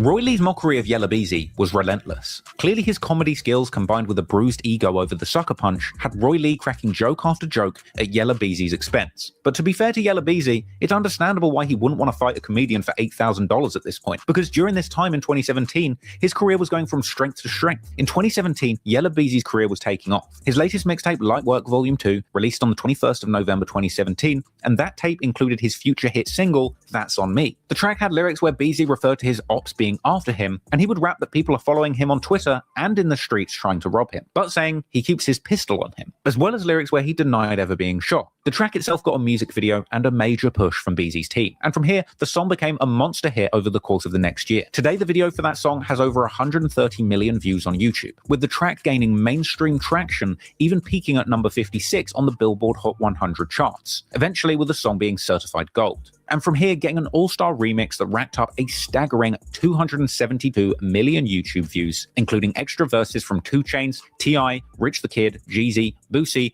and Trap Boy Freddy, who was also having a productive 2017, with his latest release Overtime dropping the 1st of July 2017. With all this going on in the midst of Mo3 catching a case after the nightclub shooting in Fort Worth, losing him his deal with Epic and going broke. But Mo3 continued pushing things forward, dropping a music video for his track True Story, where he addressed the nightclub shooting, with that coming out in October 2017. This set the stage for his next major project release, Shotters 3.0, coming out on the 15th of March 2018. But while Mo3 was trying to overcome the struggles that came from that deadly incident at his birthday show, Yella Beezy and Trap Boy Freddy were pushing their careers forward too, and Roy Lee was continuing to do interviews, making Yella Beezy the butt of the joke. Roy Lee would appear on Real Life once again for a January 2018 interview where he elaborated further on the altercation between him and Beezy's team, this time accompanied by his 2 nephews who were apparently there at the time of the fight, with it being suggested that at the time, Roy Lee was being drunk and aggressive. This is my nephew. These 2 my nephews I love. Allegedly, you were being real aggressive in the club. Uncharacteristic of Roy Lee. And I see him start going at the mouth. All right, who you be with? You with Yella Beezy? That's his exact word. He just tripping. He drunk. That's what he do. We drink. So I'm watching him. He steady asking, "Oh, you be with Yella Beezy?" And don't look like he ain't got nothing to do with that. Confused. He don't know what's going on. Say, "Oh, I ain't got nothing to do with that. What you and Yella Beezy got going, I ain't got nothing to do with that." And Roy Lee still asked him again. No, I'm saying though, do you be with Yella Beezy? I ain't say do you got nothing to do with that. That's around the time that same dude he asking for was walking around. So allegedly he got hit with a 1-piece. Yeah, who? Mr. Lee. Mr. Roy Lee. Allegedly he got hit with a 1-piece. Yeah, when the other dude he was looking for came, because at first he was like, "Yo, what you be with Yella Beezy?" Who led the escape? Like when it was time to get up out of there? When like, it was time to get up out of there, Roy Lee was on the ground, my boy, because they was all after him. Yeah. It was about like 18 though. At least about 9 of them was on Roy Lee. So look, despite this explanation being very amusing, he did kind of reveal that he'd been a bit of an aggressor in this beef. And to be honest, looking at it from that perspective, Roy Lee is being truly reckless. And as the interview went on, it became clear that this sort of behavior is apparently a common occurrence when Roy has had too much alcohol. Do you think this all could have been avoided if Roy Lee just quit drinking so much? You could have. Right, you got a point right there. You got a point right there. From here, the interview said point blank that Roy Lee's behavior is dangerous, with Lee revealing that his antics have brought so much danger to those around him that he can't even find security who will protect him. For a comedian, you live a really dangerous life, bro. Nah, security guard told me that. He said, "Man, I don't think I could be your bodyguard. You doing too much. I said, no, we need you to come on, man. And I'll be honest, it was this follow-up interview which made me feel a little bit more that Roy Lee was just out here without a care in the world for his own safety or those around him. At one point, his nephew even tells him to squash the beef, and Lee refuses. I said it's a squash between you and Yellow B. Nah, it ain't a squash between us, man. How I'm gonna squash something and I ain't seen nothing? How I'm gonna squash a roach and I ain't seen the roach? And Lee would even go on to drag Mo3 and his manager Rainwater into the mix. I feel like you about to spark up like a South Dallas versus Oak Cliff Awards. No, it ain't gonna be South Dallas versus Oak Cliff. No. Cause we can go there. Ask me that question. Shouts out to Rainwater and Mo3 because they said I get my information from Rainwater and Mo3. I ain't got nothing to do with. They ain't got nothing to do with none of this. But his mixtape coming. That's my boy. He come to my birthday party to perform. That's my. Roy Lee was really out here roasting Yella Beezy like he was on Comedy Central. But the problem is, the balance of power in the city of Dallas was shifting. Whilst Mo3 was still trying to clean up his reputation from that nightclub shooting, the other rappers in the city were coming up quick time. And according to Yella Beezy in an interview at the start of February, Mo3 had called him to squash the beef, suggesting that their tension had stemmed from a woman spreading misinformation between them. It was just like you said, just like a miscommunication. He called me one day and was like, hey, where you at? This street, I want to holler at you about something in your hood. I'm like, where you at? He told me where I can put up on was telling him, yeah, my Oak Cliff America say you can't come to the cliff no more. They gonna kill you, they gonna do some lame. And she wasn't even talking about me. Oh, I wasn't talking about him, I was talking about the other Yellow Bees. There's only one Yellow Bees there, like, what other Yellow Bees you gonna say? So it's still from a female?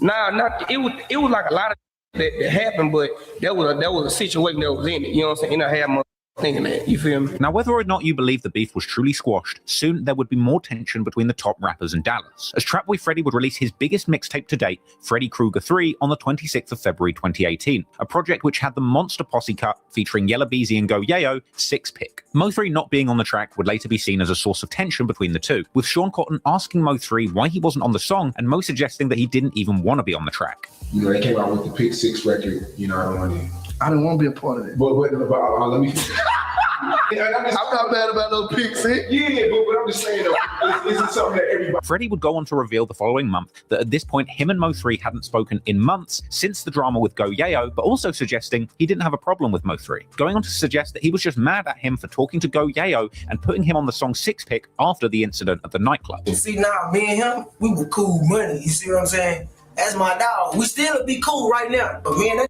ain't talking since the Yayo. Him and Yayo. Yeah. He was bad at me for still talking to Yayo, so that's what it was. With Freddie saying that he unfollowed Mo3 after finding out he was upset about the Go Yayo feature. Look, I unfollow him, I ain't gonna play on, we ain't gotta play like we partners and none of that. Like, if it smokes, it smoke. And it proved to me in the interview.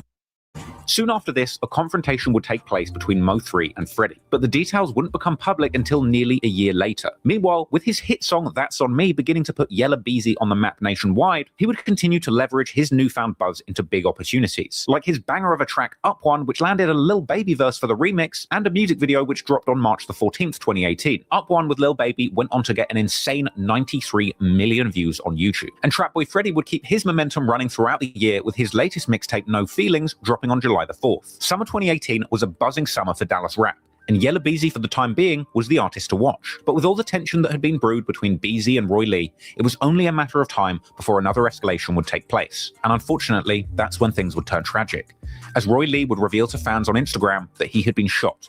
According to a later article, at 7:50 p.m. on September the 25th, Roy Lee was sitting in the parking lot of the Preston Valley Shopping Center when a shooting took place, leaving Roy Lee shot in the leg and being rushed to hospital. Roy Lee had been seen in social media videos following the shooting, saying that he'd been shot in the leg and that he'd called the police and ambulance. Yeah.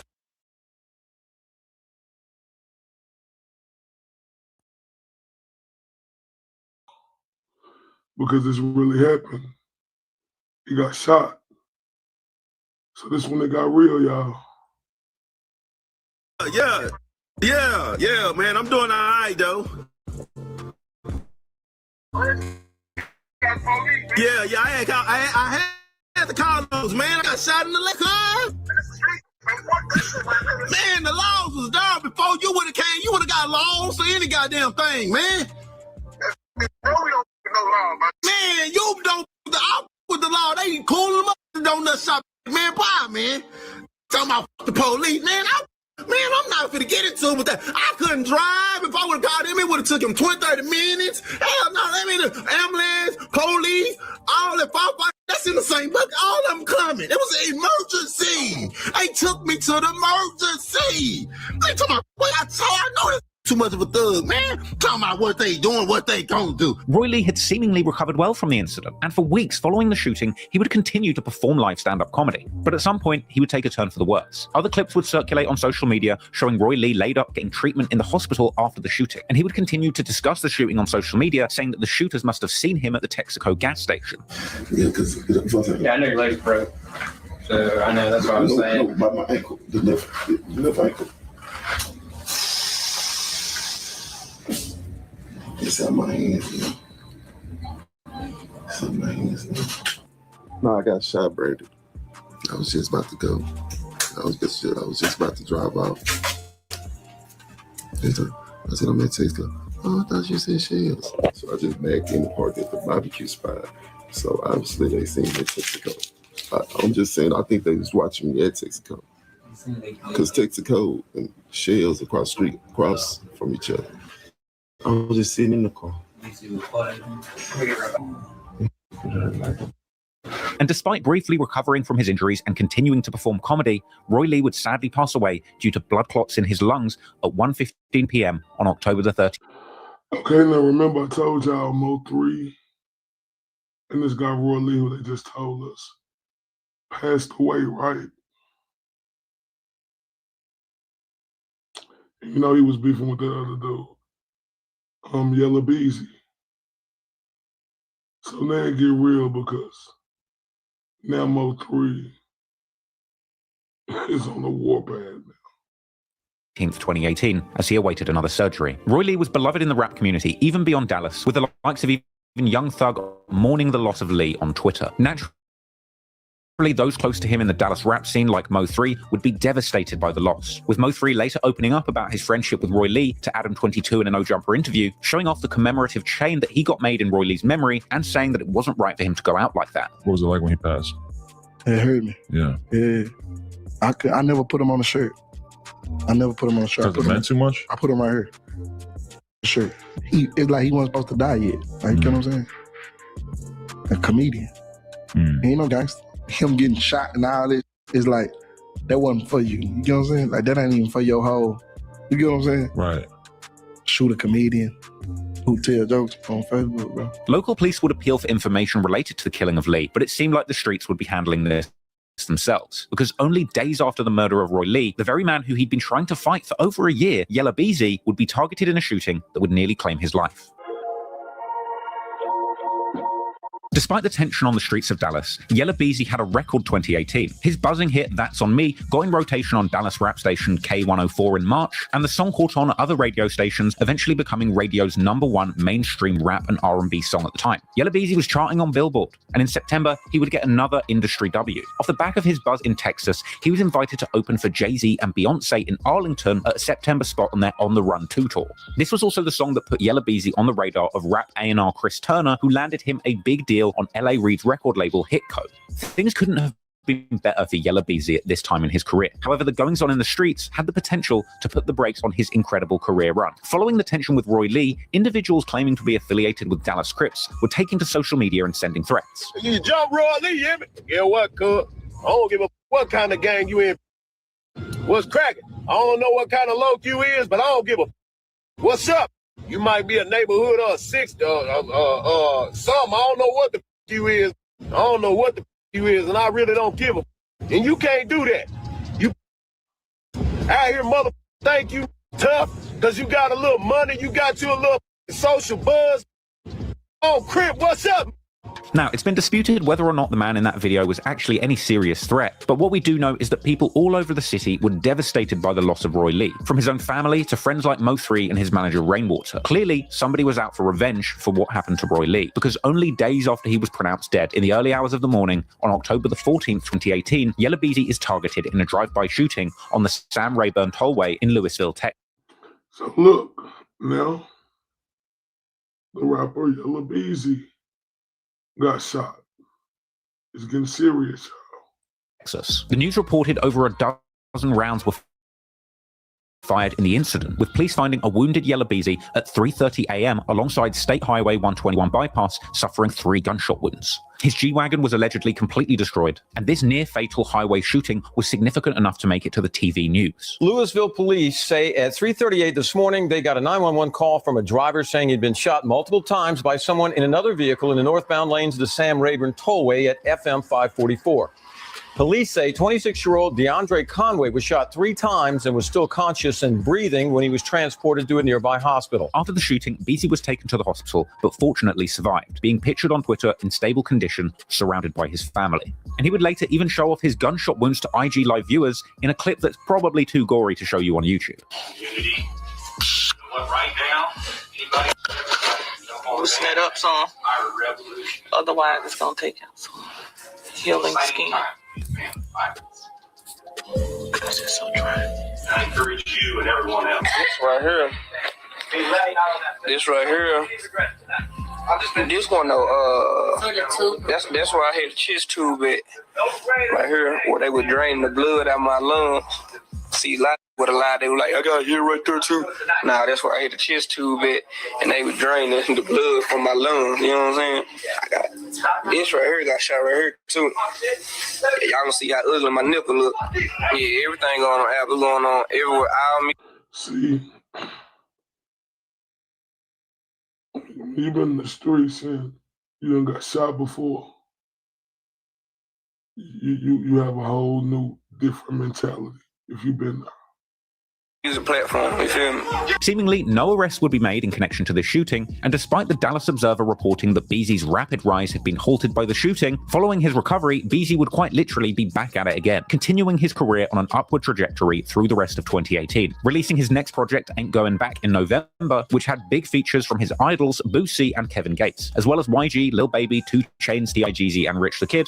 And that's same month, Yella Beezy also opened up about the shooting in an extensive Breakfast Club interview, where they questioned him more intensely than the Dallas police probably did. He would explain that he left the club and people were following him home on the highway, eventually opening fire on his car. You know, I told him I gotta go. So when I'm leaving, I get up in the car. Everybody know, like, when you leaving the club, you gotta be looking like through your rear. Like you gotta try to see who follows. So when I leave the club, I'm running red lights and everything. Same with me. If you coming through the red light, that means you follow. So I'm on top of it, so I know what to do. Like after that, you know what I'm saying? I'll get on the highway. I'm punching it. Like it seemed like a couple cars trying to pull up on me. When I'm looking down, that's when I guess the car put up beside me and start letting into the car with it. Beezy described the shooting himself, saying that he climbed in the passenger seat and steered the car whilst it was still moving with one hand whilst trying to find his gun, ultimately crashing the car and running off. I end up like literally jumping into like the passenger seat and start trying to steer because I'm trying to find the gun. I'm studying getting hit up, and so I swerved and I spun out and I crashed the car. So I find my phone, and open the door, get out the car, I started running. Beezy would also say that he believed the hate against him was all because he's overtaken the other rappers in his city, like Mo3, saying that they can't handle his success. It's just a jealousy thing. Like a lot of people can't stomach, like they was once a part, like where they from, where you from, and now you at a higher level. You know what I'm saying? And they not at that level you at. You get what I'm saying? He would also say that he believes that the entire beef with rappers or anybody, which I guess includes comedian, was not started by him, but he will finish it. When it comes to these rappers and everything, like anybody, if y'all see yelling into something, just know they started it first. 100 times out of 100, they started. Well, not just don't start nothing. You know what I'm saying? But I'll be the one finish it. You get what I'm saying? Like we take stuff to a whole nother different level. You get what I'm saying? So that's why I stay out of stuff. See this clip, that clip right there?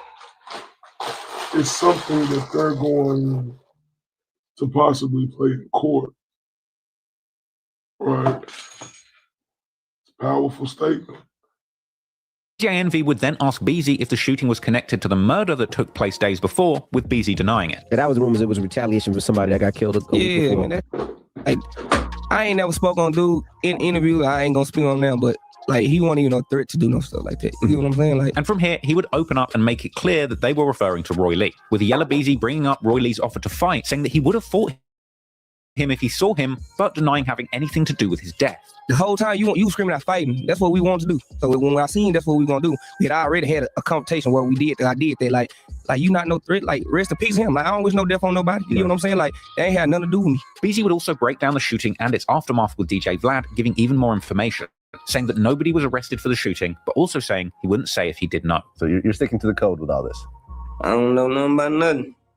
Don't know nothing about nothing. Nothing about nothing. Right. However, Detective Vlad wasn't ready to give up on the case just yet, and sometime later he would also ask Mo3 about the incident, with Mo3 seemingly sticking to the street code too. When Yellow Beezy got shot up, what were your thoughts about that? I gotta stay out the way.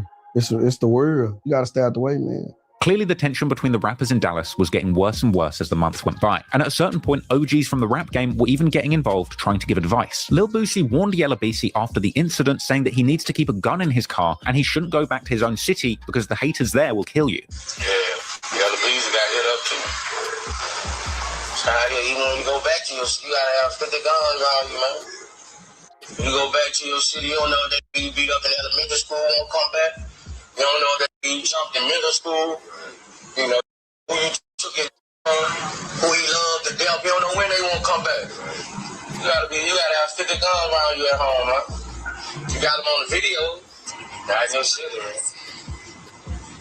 Cause they hypnotize will hate you. They gotta hear about you more than anybody. You know, hypnotize with him. You motherfucker won't murk you. You know, won't put you on a t-shirt. Police got something against you because you went to school with them. They was in the same class, but you doing better than you went to. It was. You get the classroom. Yeah, man. The police gonna put you in your police gonna put you in your city because they went to school with you, and they was doing better than you in class. And now you the success, Hey, I'm finna put this. I'm finna bring him down. Unfortunately, despite being someone both Mo3 and Yella Beezy looked up to, Boosie's words of wisdom weren't enough to calm tempers in Dallas. And moving into 2019, we'd sadly see more clashes and escalations from these two talented artists. After recovering from the shooting, Yella Beezy got straight back to his buzzing rap career. In December 2018, dropping the video for What I Did featuring Kevin Gates, another monster hit showcasing Beezy's melodic abilities on the mic that today sits over 65 million views. But Yella Beezy wasn't the only one pushing his career forward. Also in December 2018, Mo3 would return with his latest tape, 911 Gangsta Grills, hosted by legendary DJ Drama, who would shout out Roy Lee between tracks, starting off with the aggressive track Outside, where a defiant Mo3 appeared to tell his ops that he's outside and ready for the smoke, and ready to put someone to sleep. He would also have the track Word Around involved in Yella Beezy's shooting, as the track features numerous lyrics referencing people being shot in their cars, like this one where Mo3 raps, "Word around town that some body got found, slumped over in the car, body stretched out on the ground." As well as another lyric where he raps, "My guy got hit, now I got a slide for this." And even one lyric where Mo3 quite literally says, "They just got the word to me, the op in town hit the dude's car up, watch it spin around." On Scared of Me, he claims that he's ahead of his ops in the city and that they're scared of him. Clearly, following the tension in the city, a defiant Mo3 was looking to send a message. And whilst there was a lot of negativity behind some of the music coming out of Dallas, the city's rap scene was absolutely buzzing going into 2019. In January, Mo3 would get a call from Boosie, who was apparently at DJ Khaled's house, ready to record an iconic remix to his track Everybody. Everybody was on Mo3's Shotters 3.0 mixtape that dropped in March 2018, but Boosie breathed new life into the remix, dropping a video for Everybody featuring Boosie on the 14th of January 2019, with the track becoming one of Mo3's most streamed songs to date,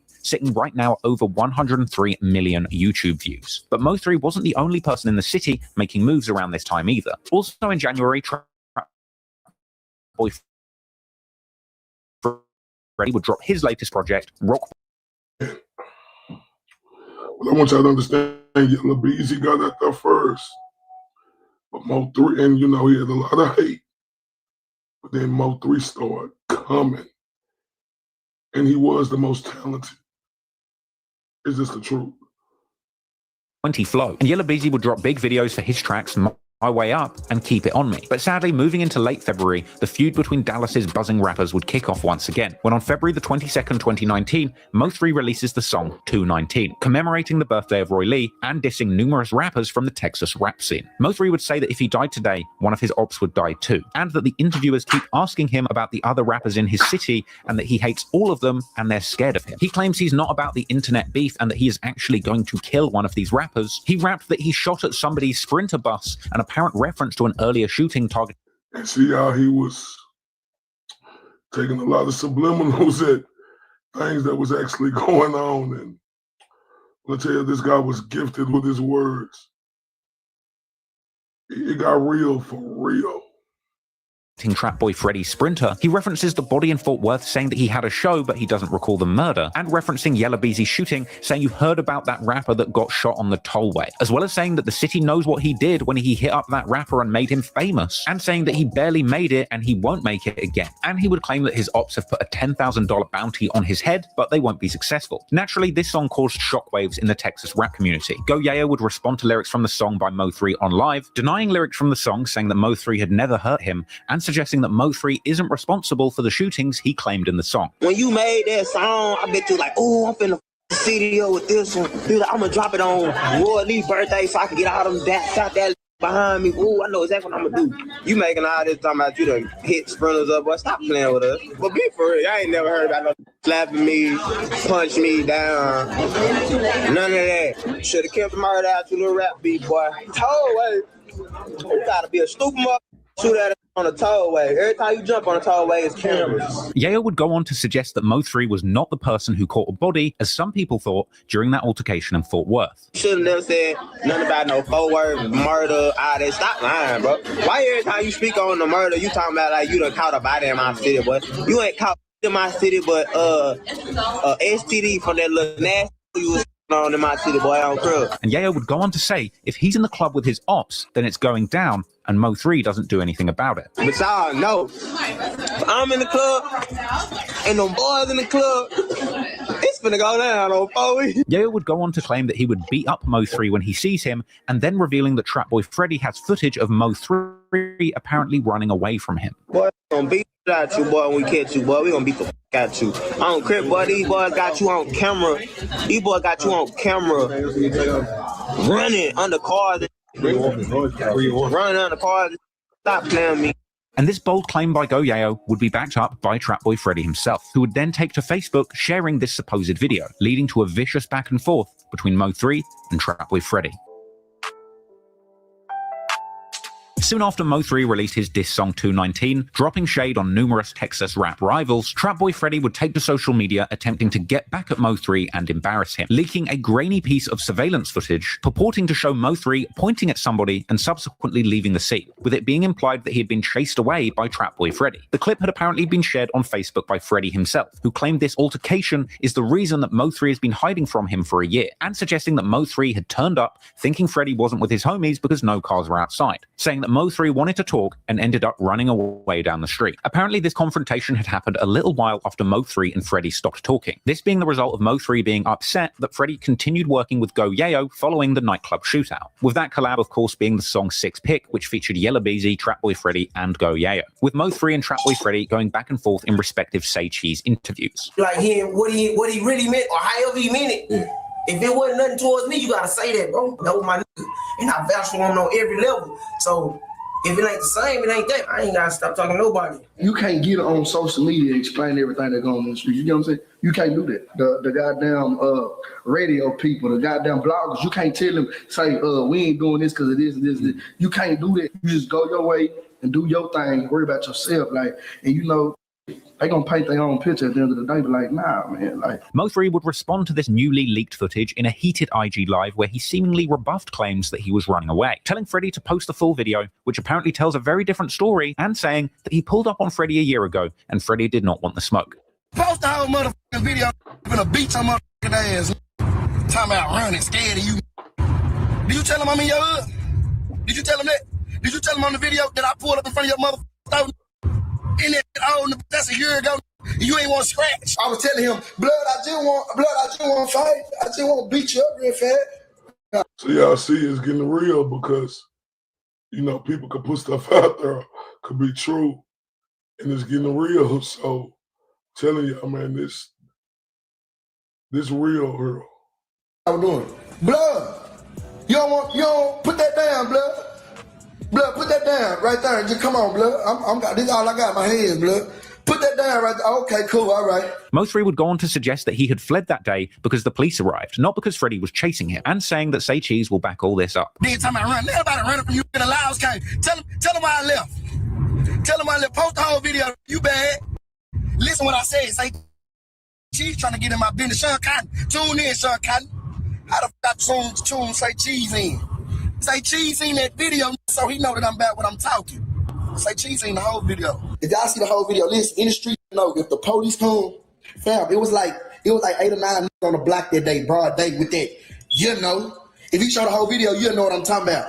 If the police ride by and see that, you better run, mother. They hit the whole Huey. Everybody ran. Post the whole video. Mo3 would then go on to name all of the Oak Cliff OGs who were apparently there that day of this altercation, suggesting that nobody wanted to fight with him. Hey, matter of fact, I'm name dropping all the Oak Cliff that was out there that day. And Sean said, your OG partners was out there. Tell them your OG partners was out there. KJ, Keith the Poke OG. Yeah. Tell them, Red Dog was out there. So everybody that's new here, this Mo3 right here, right? He got killed in 2020.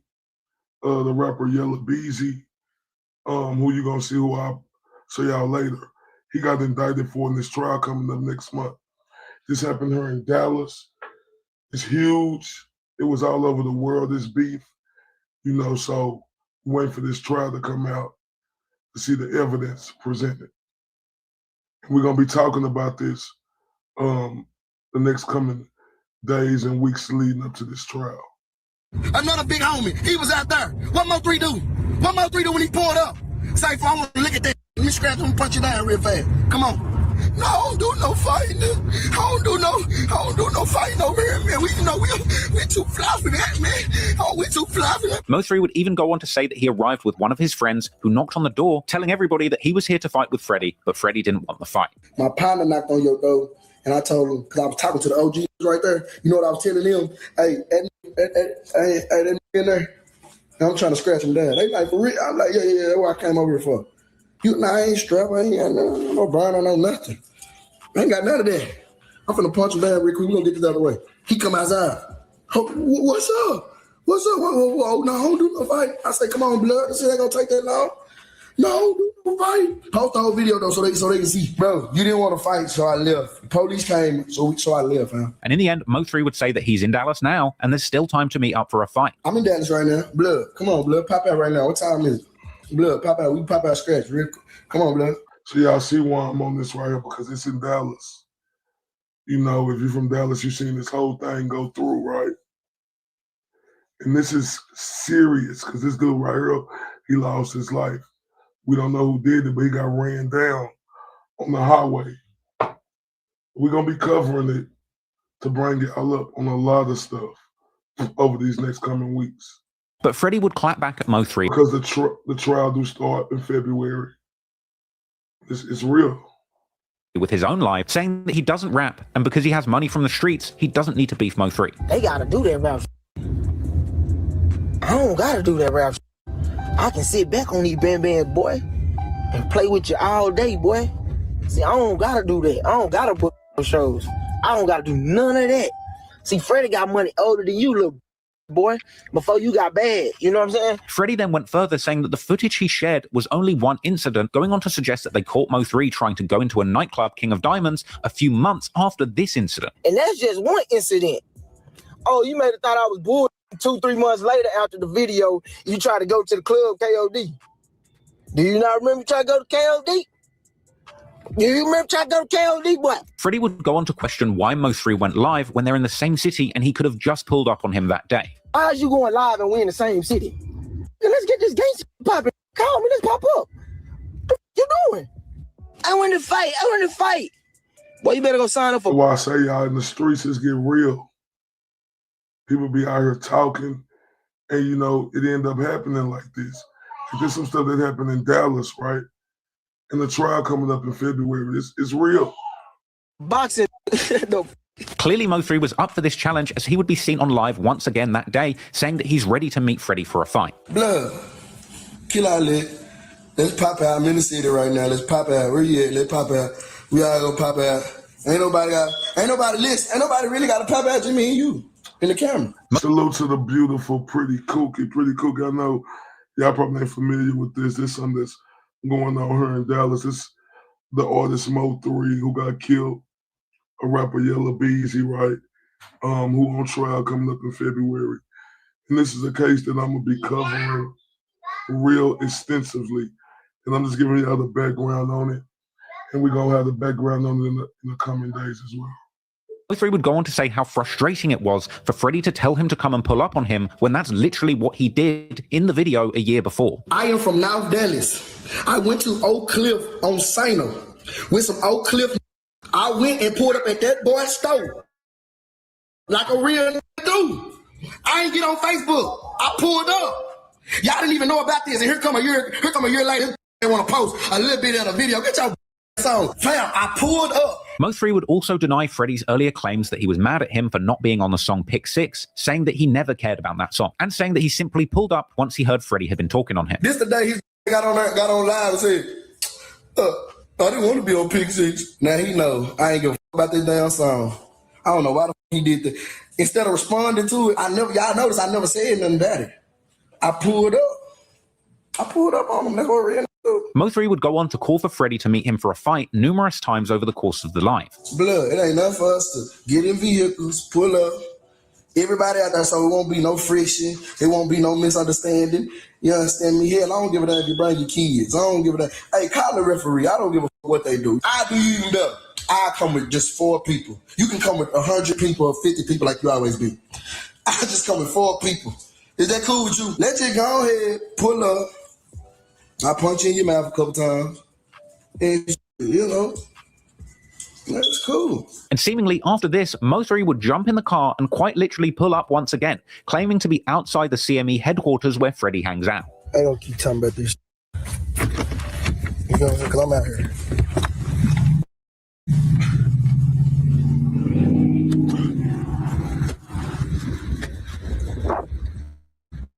I'm missing your meat. I'm missing you.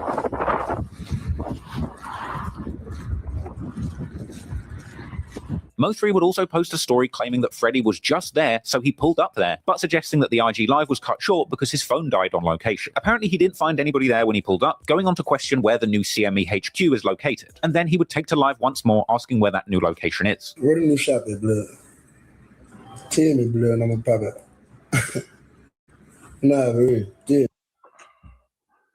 Hey, shout out to Osama 3 Laden.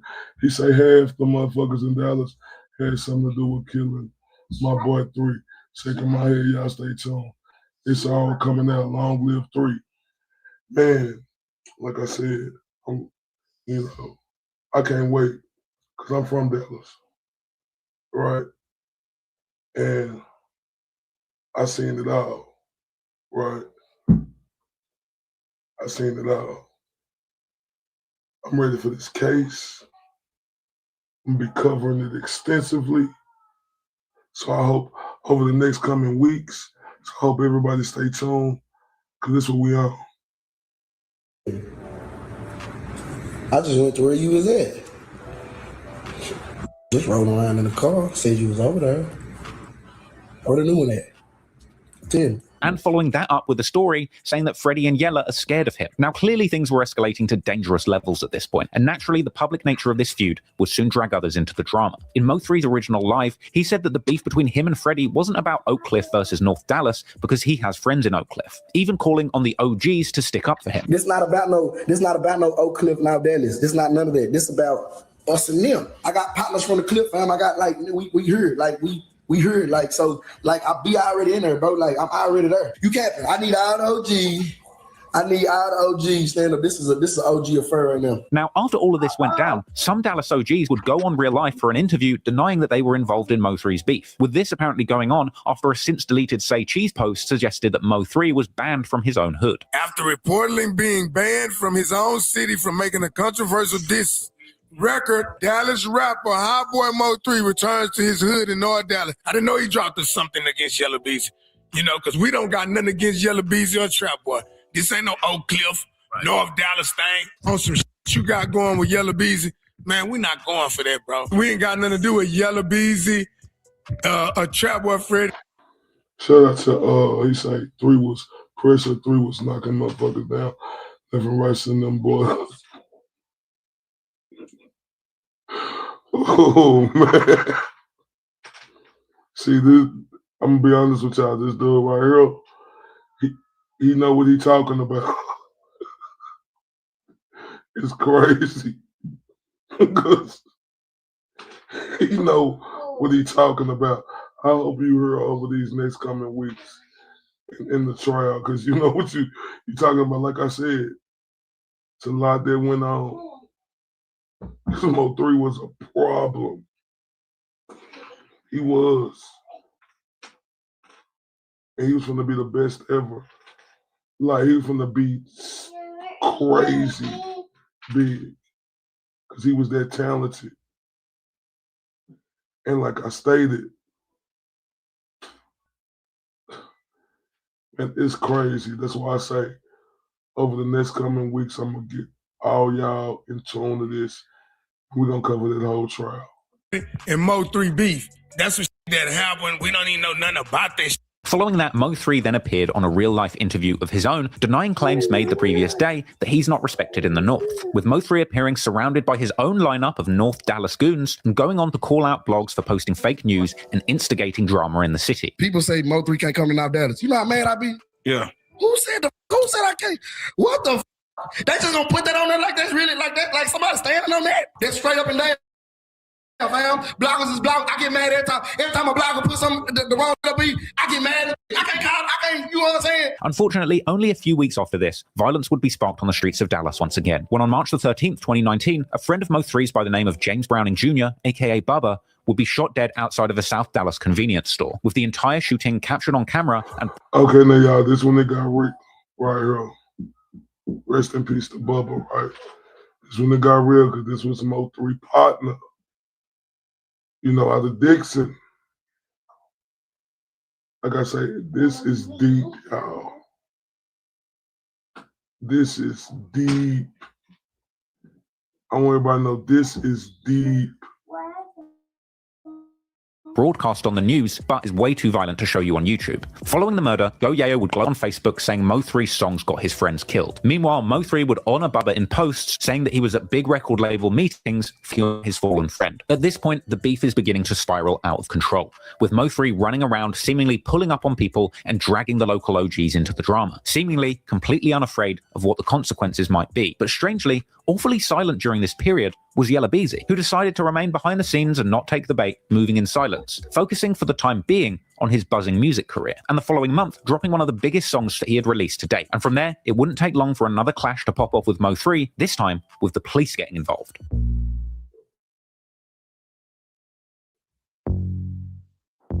Following his recovery, the first big single that Yella Beezy dropped was the smash hit Back At It Again on March the 15th, 2019, with this track coming with big features from the likes of Quavo of the Migos and Gucci Mane. And a music video came out the following month, which to date has racked up close to 80 million views. This song would land on the Billboard Hot 100 charts too, peaking at number 78, and by the end of the year it was even certified gold. But the track also had some cryptic lyrics that referenced the tollway shooting and the beef in his city, with Yella Beezy rapping, "Last month I got shot, I've been went up on features, body for body, my dudes are some demons, we tit for tat, leave you busted and bleeding." This track was from his 2019 mix. Understand, both of these dudes throwing shots at each other through their music.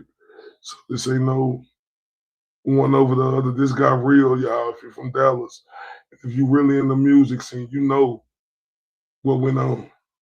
Mixtape Back End Beezy, which also featured the track Restroom Occupied featuring Chris Brown. And despite the tension and close brush with death, by this point it seemed as if Yella Beezy was truly back at it again and taking his career to brave new heights. Meanwhile, Trap Boy Freddy was goading the opposition too, showing off a newly renovated Sprinter bus following Mo3's allegations of somebody having had their Sprinter shot up. In June 2019, Mo3 would release his new video for the track Alter Ego, aka Mo3 versus Osama. And this song would see Mo3 introduce the world. And you know that did, he said, yeah, and that's where the tension came from, because Roy Lee got jumped and he wanted the box. All right, man, this deep, y'all.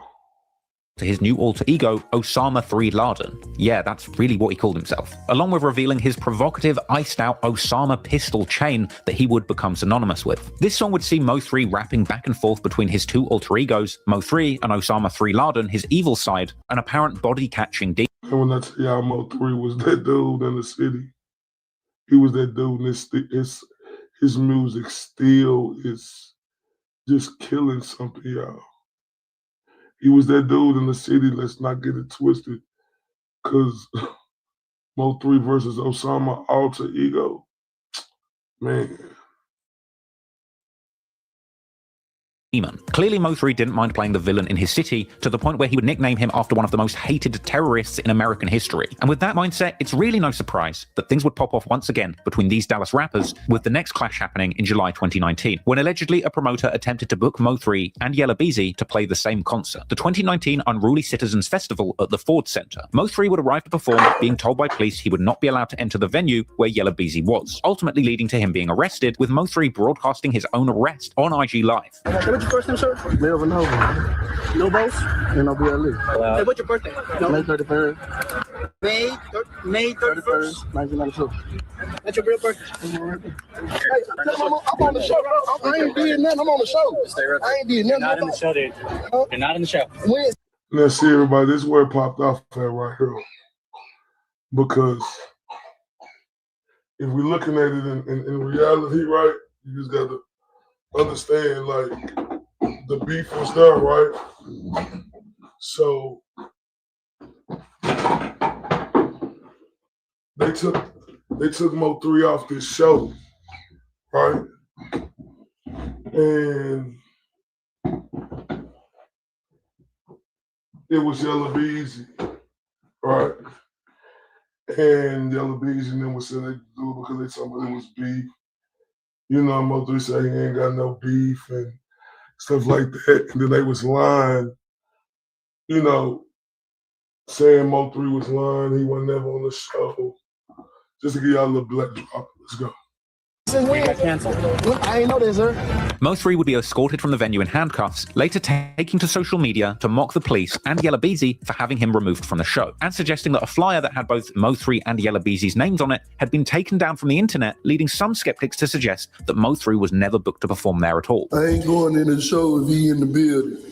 I ain't gonna do the show if he's still here. I told y'all it was a problem. My son feared for his safety. Y'all need to get him out of here. Okay, we're gonna hit him with trespassing. Okay, we're gonna hit him with trespassing. Sir, you have a warrant, sir. You're not supposed to be here. What? Well, I got a warrant. Oh, now I'm trespassing. Which one is it? Which one is it? I just can't do my show. Sir, you're not on the show since when? Since when I ain't on the show? Since when I ain't on the show? My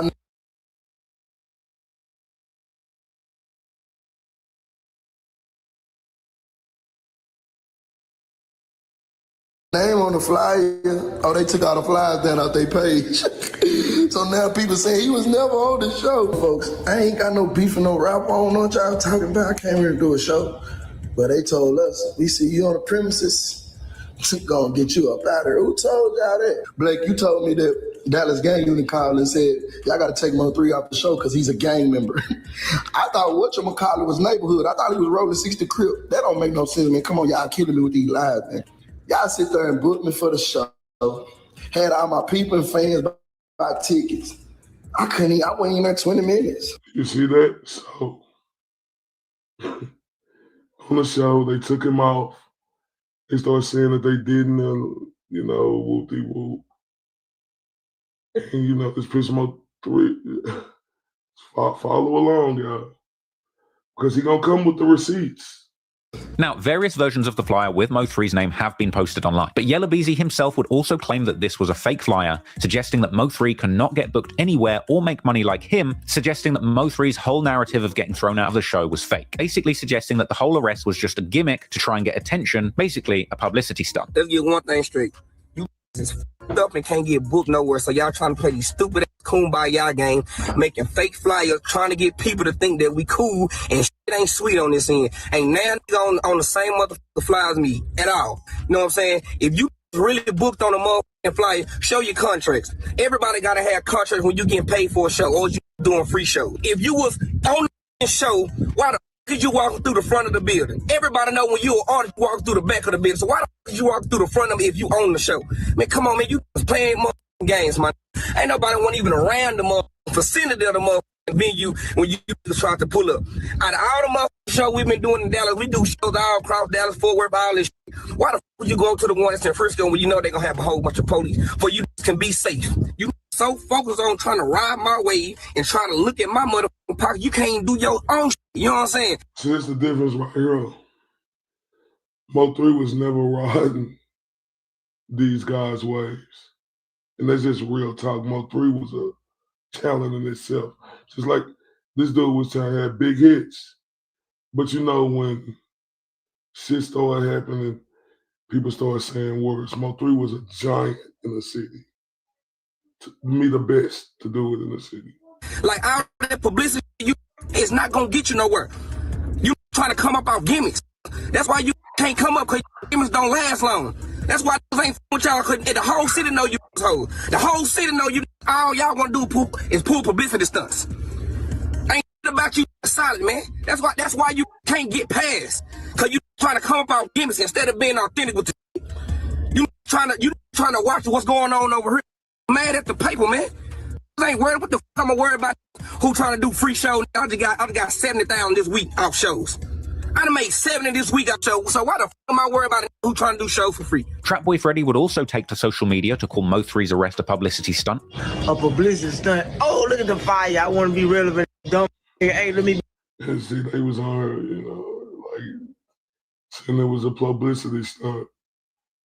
And it wasn't no publicity stunt about Mo3 being took off the show or the police taking them out there. That was the truth. Be with them looking at over there. Hey, you ain't one of us. But you know, like Mo3 was telling them, you know, like he gonna get to it. Y'all see what I'm saying? Shit, on the other side. Not him. This Trapboy Freddy right here. Mo3 gonna talk about it and show all the proof. I really don't think you went to jail that. Me personally, I don't think you went to jail. But if you did for trespass and whatever, come on, man, suck it up, man. No bun out. Blood ass shit. That's a misdemeanor, bro. 2 days after that incident, a clip would be posted to Vlad TV where Vlad asks Yella Beezy about the beef with Mo3, with Yella Beezy claiming to have no idea who Mo3 is, also denying having ever heard Mo3's diss song 219. Okay, this one look, this one is real, y'all, but he finna act like he don't know who Mo3 is. After we did the interview with you, I interviewed Mo3. Who? Mo3. I don't know who that is. Where you from? I think he's from the same place you're from. Same area. Dallas? Yeah. I don't know him. Never heard of him? I know everybody from my city, man. Shout out to the beautiful Bark and Mad 3. Salute, beautiful. This is a case going on in my city with Mo3, a rapper. And this Yella Beezy on the screen. Mo3 got killed in 2020.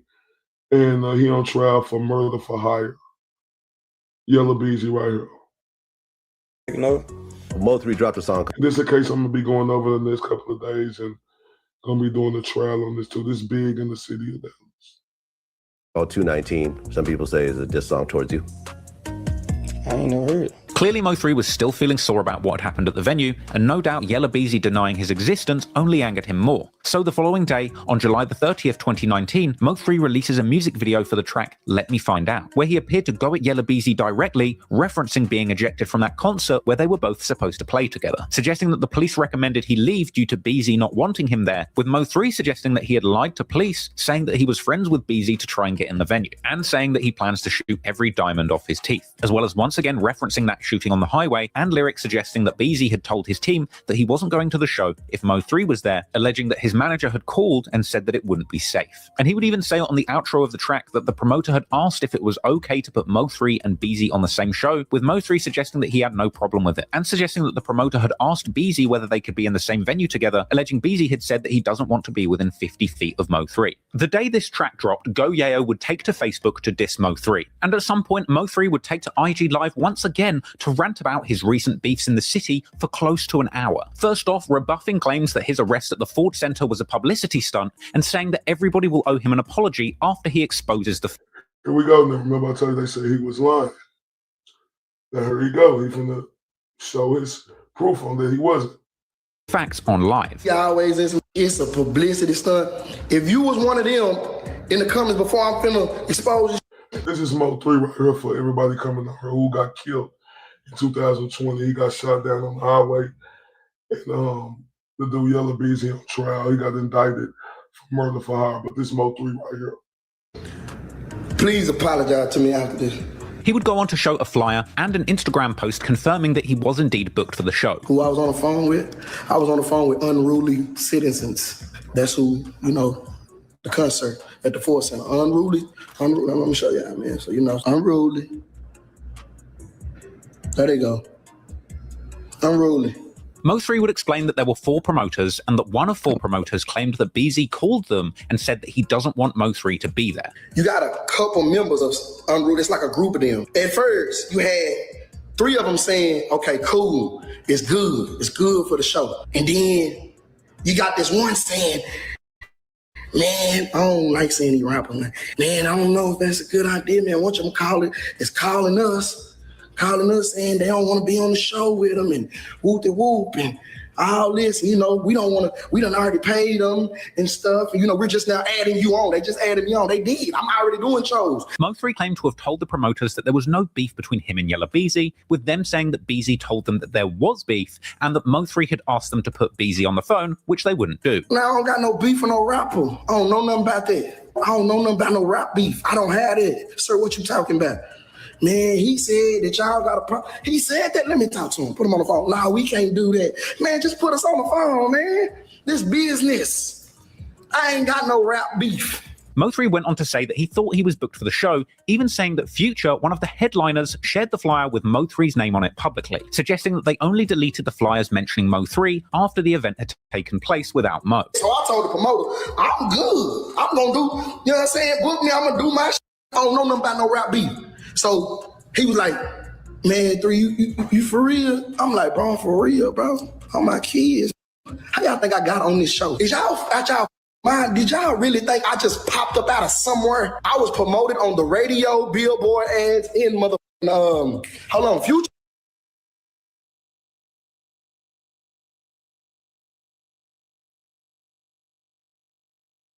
She even posted me. Future, you can't, if y'all don't believe me, Future page, when he promoted the shows, they waited till y'all was saying, they waited till the internet started saying he wasn't even on the show. They was like, oh, bet, the internet think he wasn't even on the show. Let us hurry up and go delete all the promotion we did of him.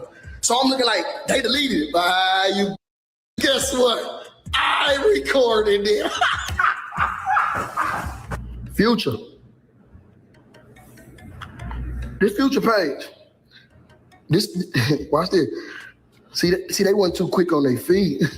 Look, this Future page. Future, Wednesday at 9:23. Who name that say at the bottom? Oh, apologize to me, y'all. Say sorry, Mo3.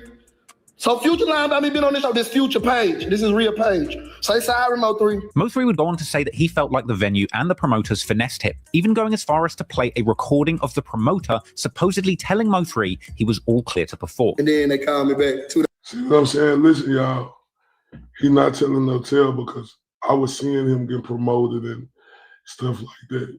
So like I said, this is real right here. I mean, I'm telling y'all. Like I said, okay, we made up our mind. You can get on. You think I'm lying? Guess what? Y'all recorded it. Let's let the game begin. They called me at 11:50 in the morning. This is what they told me. They said, okay, we all came to an agreement. You can get on the show again. I'm like, so I told you I ain't tripping with the rapper. You know what I'm saying? I don't know nothing about that rap beef. I'm steady saying it. I'm hollering at this whole time. Hello? What's going on? All right, Mo3, this is great. Well, I'm really citizen. You know, how you vibe getting ready for Saturday. We just want to make sure that we have a good show and we don't have, anything extra. You know what I'm saying? Listen. Yeah, no, we good. Let me run it back. He said, I just want to let you know, I hope you're ready for Saturday. Hope you have a good show. Yeah, no, we good. I'm Gucci. I'm just ready to rock out, do my thing. We're not trying to, escalate any situation. We just want to put on a good show for our first event here to the Cowboys, you know? Yeah. I'm on the same page as y'all.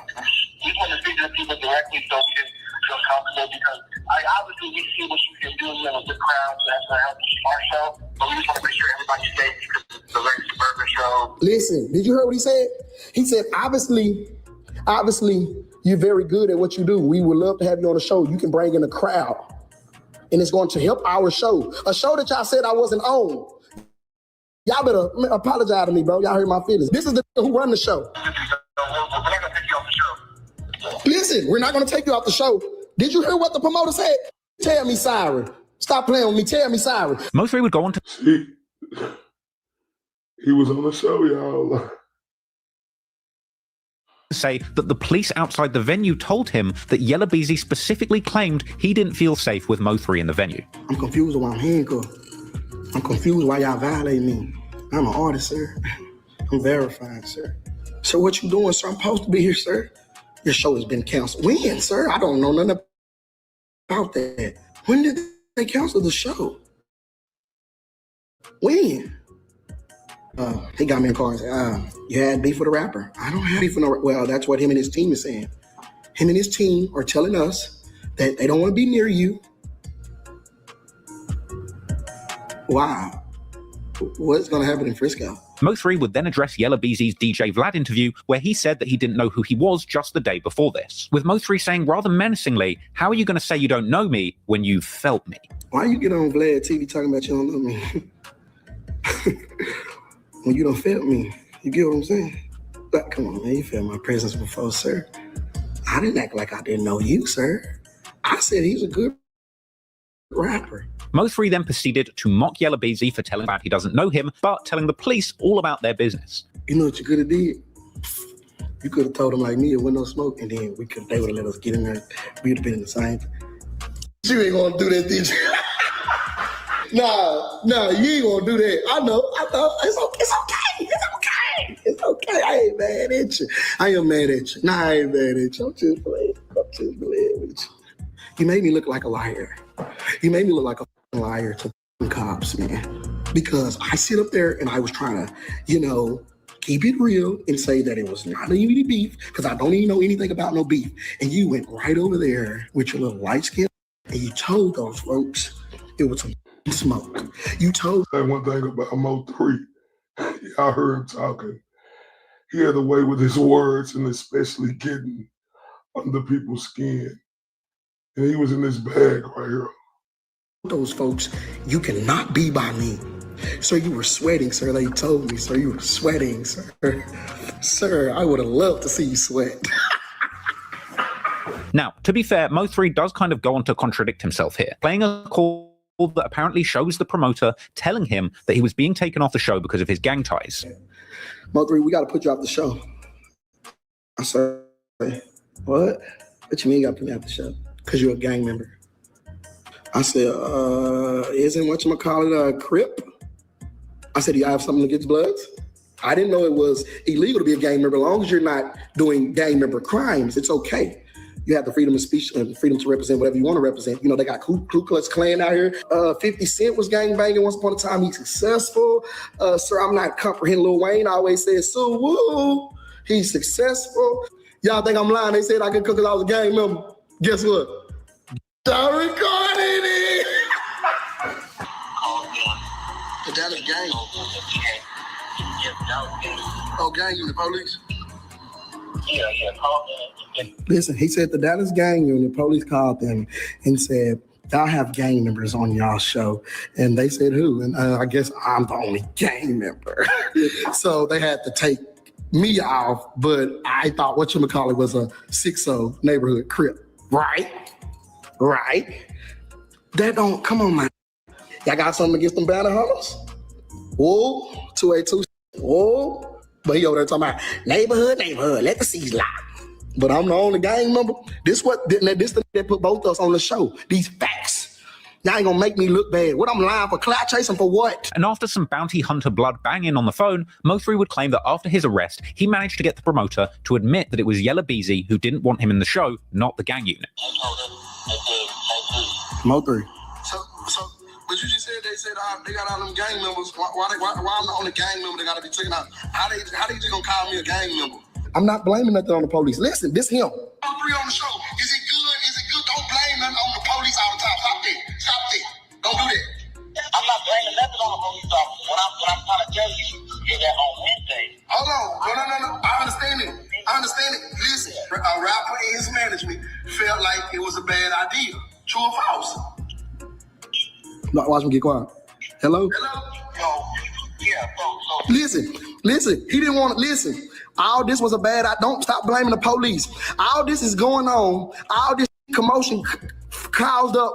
I'm going to jail because a rapper is getting on your by letting me on the show because he feared for his mother safety. How many times did you tell me that? And I said, why would he fear for his safety? I can't do nothing up here. In the end, Mo3 spoke his piece and seemingly proved to the world that he was at least booked for the show at some point, rather than the whole thing being a publicity stunt. But at the same time, it does sound like he kind of knew he wasn't entirely welcome when he turned up at the venue. And even denying that all of this was for publicity, the promotion and subsequent Instagram live rant was indeed good publicity for Mo3. And despite Mo3 claiming time and time again that he could have been in the same venue with Yella Beezy without any drama, we all know that's not true. And from here on out, it would only take a couple of months before Mo3 and his ops would indeed find themselves at the same venue. And unsurprisingly, it all popped off.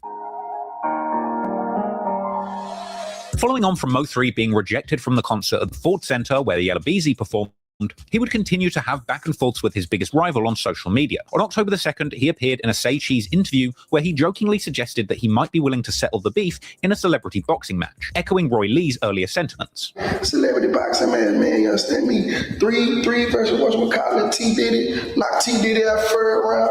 You get what I'm saying? Boom, boom, boom, he got nuts. You know what I'm saying? And then whatchamacallit, just the icing on the cake. You know, that's really what they want to see. They don't want to see T Diddy. You get what I'm saying? Not facts. You get what I'm saying? Like, the T Diddy, the backup, that's who's gonna go get him out first. Let him come out, do his dance around the ring, whoop, scoop him up, he out of there. Despite saying that he would knock them out in the ring, Mo3 would go on to say in a less joking manner that it's possible he could have squashed the beef had he been allowed backstage at the Ford Center that day. Could he have been squashed that day? It could have been squashed, probably. You get what I'm saying? When the promoter said, hey, do you think you can be on the same show as whatchamacallit? Duh. What is you talking about, bro? I do 1,000 shows.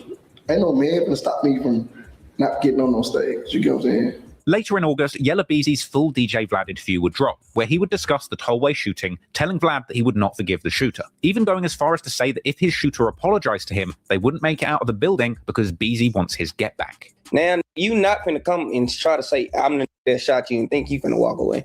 I'm gonna get my lick back. Also in the interview, Beezy would discuss his monster jewelry collection, suggesting that at this point in his career, he has 7 figures at least in ice alone. Would you say you have $1 million in jewelry at this point? Sure. Clearly, Beezy was doing very well for himself off of shows. In fact, do you remember when Mo3 didn't get let into the concert and Yella Beezy went on that rant where he said that Mo3 gets no bookings and makes no money and bragged about all the money he was making from shows? I'll be worried about another. I done make 70 plus this week out shows, man. How the can I worry about another? I do this every week. I'm good for 3 shows a week, including after parties. So you add that up. How the am I gonna even have the knowledge or even try to have the time to pay attention to another? How? I'm getting to some money. I ain't worried about you.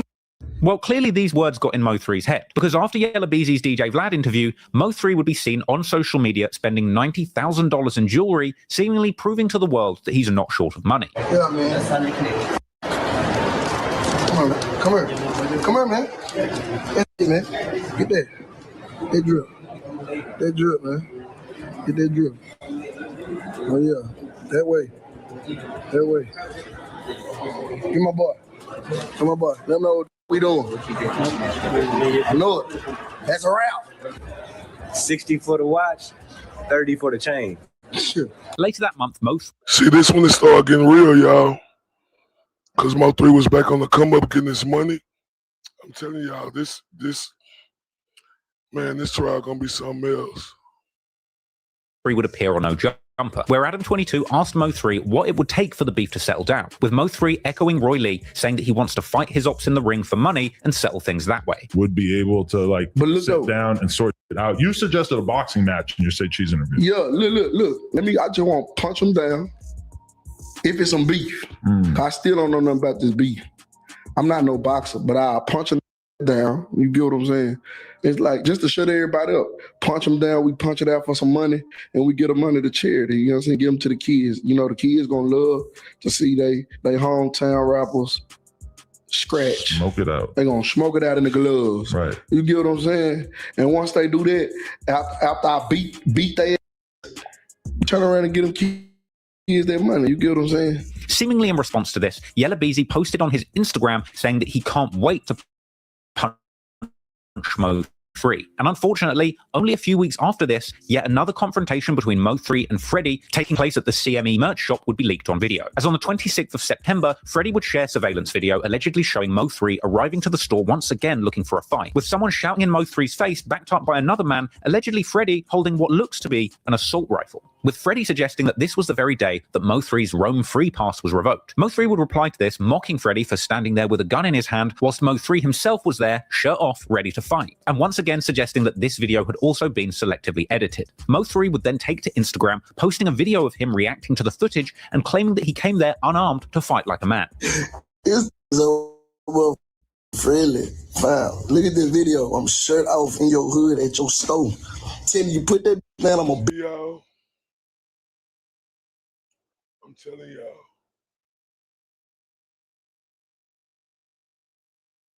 This entire story is crazy. I'm gonna get y'all familiar with it leading up to this trial. Beat you up, knock you out.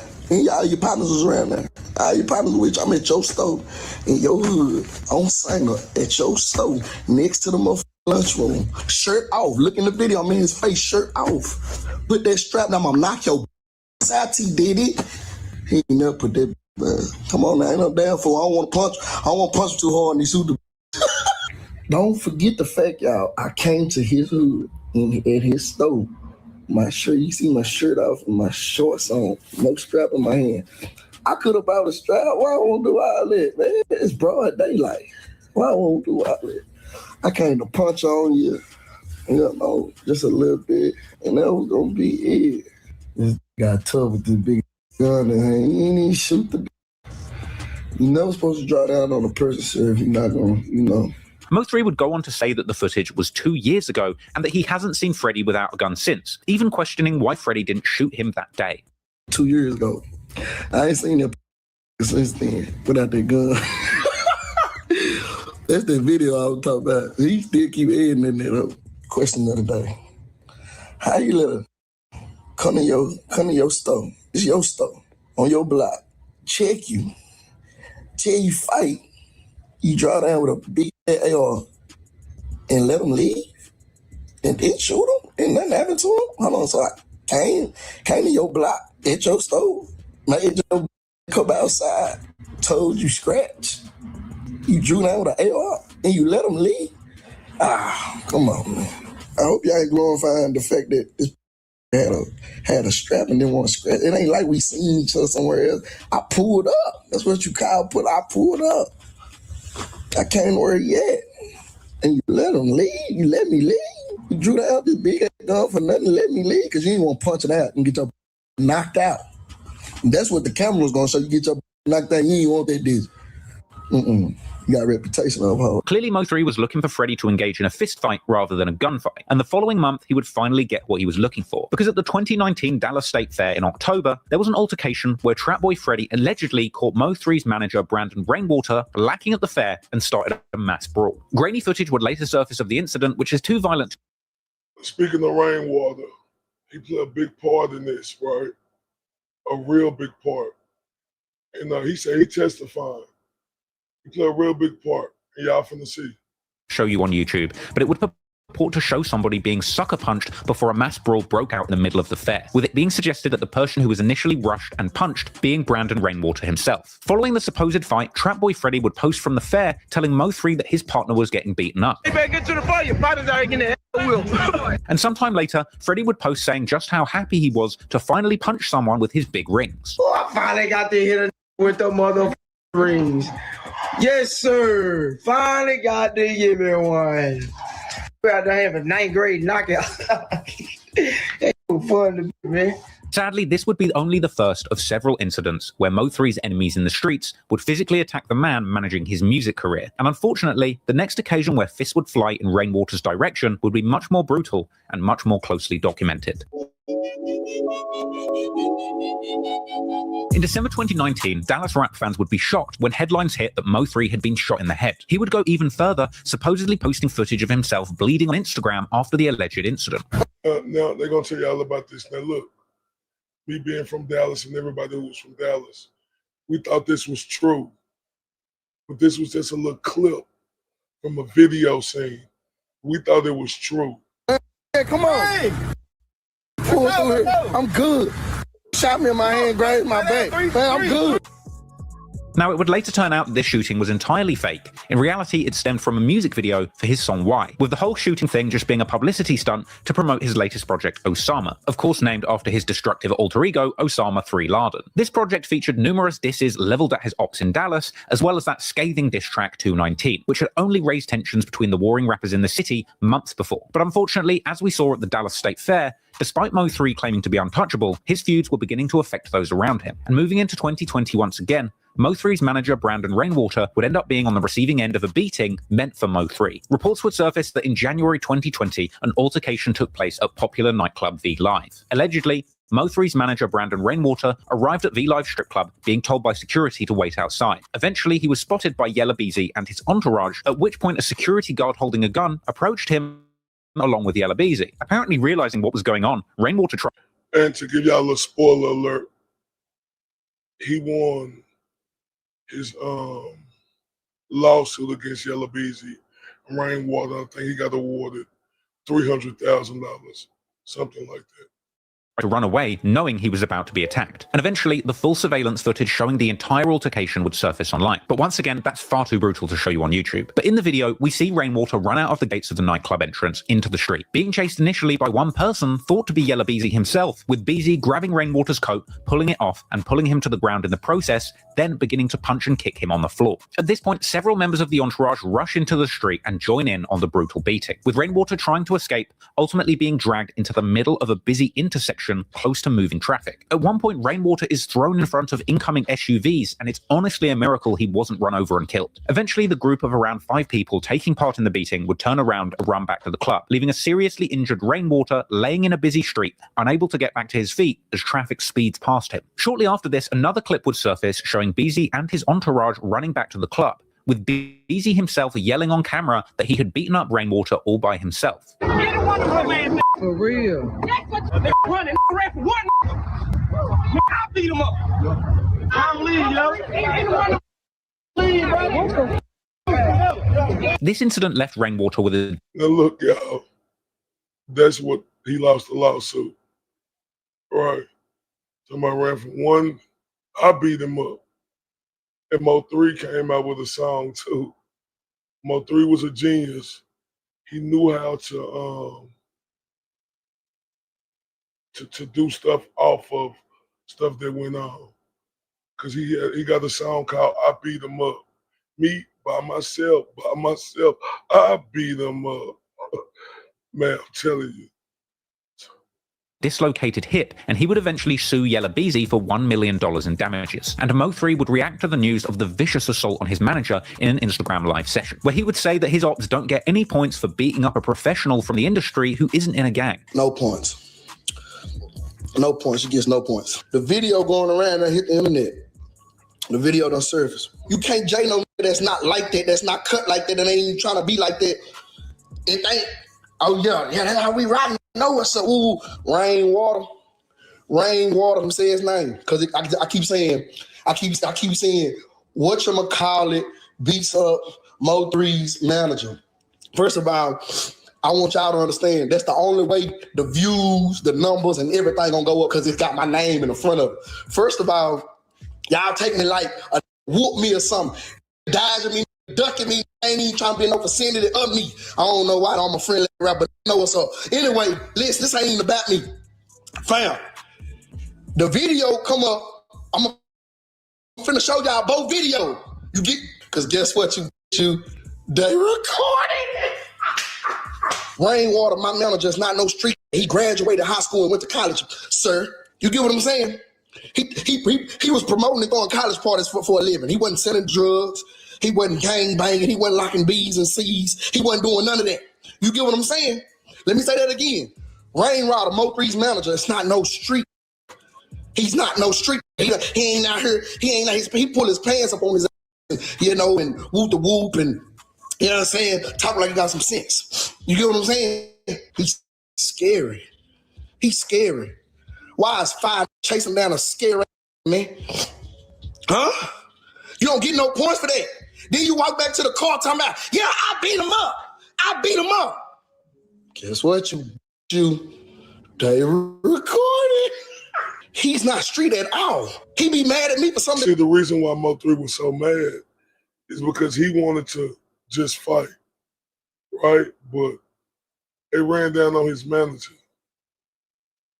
I be doing. And I gotta tell him, man, God damn, come on, scary. Fam, y'all whooped a scary and y'all ain't even whooping good. I'm disappointed. If that were me and my partners, and we would have caught that boy lagging like that, we would did him dirty. Y'all ain't doing dirty, man. Come on, man. His lip when he bust. Come on, man. Y'all stomped on him a couple times, kicked him, tripped him. That's whack. When you jail, you supposed to go in. You supposed to go to the max. Supposed to get that boy to business. Why would you want a bunch of other big, ugly jay him? Fam, if you like that, you could have just whooped him yourself. Then I asked him. Then they talking about where he ran. 3, you see him running? I know he ran. I asked that how I called him. I said, Rain, why you run? He said, 3. They came out of nowhere. I said, how it happened? He said, I was finna walk in the club, and I had got in the car, and they came out of nowhere. He said, and a couple of them had straps. He said, you already know how I feel about all that. I said, oh, yeah, bitch, you was up out of there, wasn't you? You were gone. I see your face right now. I see your face right now. But I was trying to figure out, why did they do you like that? Did they thought you was me? Nah, they ain't thought that. Yeah, nah, you too tall. You too slim. Your haircut different. Oh, that's Mo3 manager. Okay. They get that. Then he telling me why he running. You screaming, get the car. Nah, come here, get car. Sir. Like you say, this one that got serious though, because this is his manager. It was already serious, but you got the videotape, y'all seen them when they ran them down. It's the truth. Mo3 pissed. He's a high school graduate, went to college, / club promoter, now turned into a manager. Sir, he doesn't have a track record, sir. He does now. The way you and the rest of you ran him down. I told him you should have ran track. After this, Yella Beezy and Trap Boy Freddy would take to IG Live themselves, going back and forth about the fight in a short freestyle. Hey, what's up, Freddy? Hey, what's up, Freddy? Yeah. Hold up. Freddy. Seen him running down the street, boy. Like, I didn't see him running from the pipe. Hey. Yeah, little Freddy. Man, I seen the tape. What happened? What tape? Little bro. We so on live going hard. What tape? Man, little bro, you seen that? Here, hold on. Shut your. And see. No, they mocking it, But hey, Mo3 mocked them, so they mocking it back. So you see what is going. It's intensifying. Kermit the Frog, sipping my tea. Oh, I'm just saying my yak. And then a few days later, Mo3 would go live on Facebook once again, saying that he's blackballed by the industry and expressing frustration that if he did what Yella Beezy did, he would be in prison immediately. Keep it real. If that was me chasing a manager down, fam, who ain't even like that, chasing a manager down with my partners and we do them dirty, I'm going to be bonding out. I'm going to be going live as soon as I get out of jail saying, y'all, let me tell y'all what happened. Woo. Them facts. Every time I pop up somewhere, I'm going to jail. See, y'all stop ignoring the fact that every time I pop up somewhere, I'm going to jail. He would go on to say that Beezy got exposed by the surveillance footage after claiming he beat Rainwater up all by himself, when in reality, it was a group jumping. Why did you say you beat him up by yourself? Why did you make that video? I beat him up. Me. I beat him up. Me, by myself. That's first evidence. Then boom. We later on get second evidence that y'all jam. Who beat him up? I beat him up.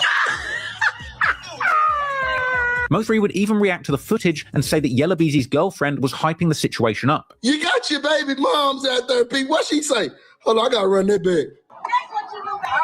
That's what you do, baby. That's right, baby. That's what you do, baby. Hold our way. You can tell she ain't never seen jump. She was infatuated. That's right, baby. That's what you do. Girl, you don't get your big ass on and go sell a wig. Girl, you better take your ass on and go sell a lace front.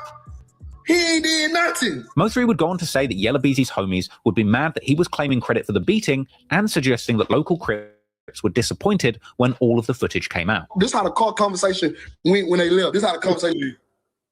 If y'all was from early, or y'all was in the music scene and knew what was going on, when this was happening, this was some of the funniest shit. He said, let me rewind a little bit. What's this, y'all? What's up, Freddie? What you do, baby? What's up, Freddie? Yeah. Hold up. Freddie. Ooh, see him running down the street, boy. Like, I done see him running from the pipe. Hey. Yeah, little Freddie. Man, I seen the tape. What happened? What tape? Little bro. We so on loud going hard. Like I said, when y'all see Mo3 come up, like they was doing their thing right here mocking, but Mo3, he was just more funnier and he made a song out of that. What you do, baby? Like I'm telling y'all. What they do? Man, look, bro, you seen that fool? Here, hold on. Shut your Kermit the Frog, sipping my tea. Oh, I'm just saying my yay. And then a few days later, Mo3 would go live on Facebook once again, saying that he's blackballed by the industry and expressing frustration that if he did what Yella Beezy did, he would be in prison immediately. Keep it real. If that was me chasing a manager down, fam, who ain't even like that, chasing a manager down with my partners and we do them dirty, I'm going to be bonding out. I'm going to be going out as soon as I get out of jail saying, y'all, let me He's not lying. He's not lying, y'all. Yeah, what happened. Woo. Them facts. Every time I pop up somewhere, I'm going to jail. Y'all stop ignoring the fact that every time I pop up somewhere, I'm going to jail. He would go on to say that Beezy got exposed by the surveillance footage after claiming he beat Rainwater up all by himself, when in reality, it was a group jumping. Why did you say you beat him up by yourself? Why did you make that video? I beat him up. Me. I beat him up. Me, by myself. That's first evidence. Then boom. We later on get second evidence that y'all jamming. Who beat him up? I beat him up.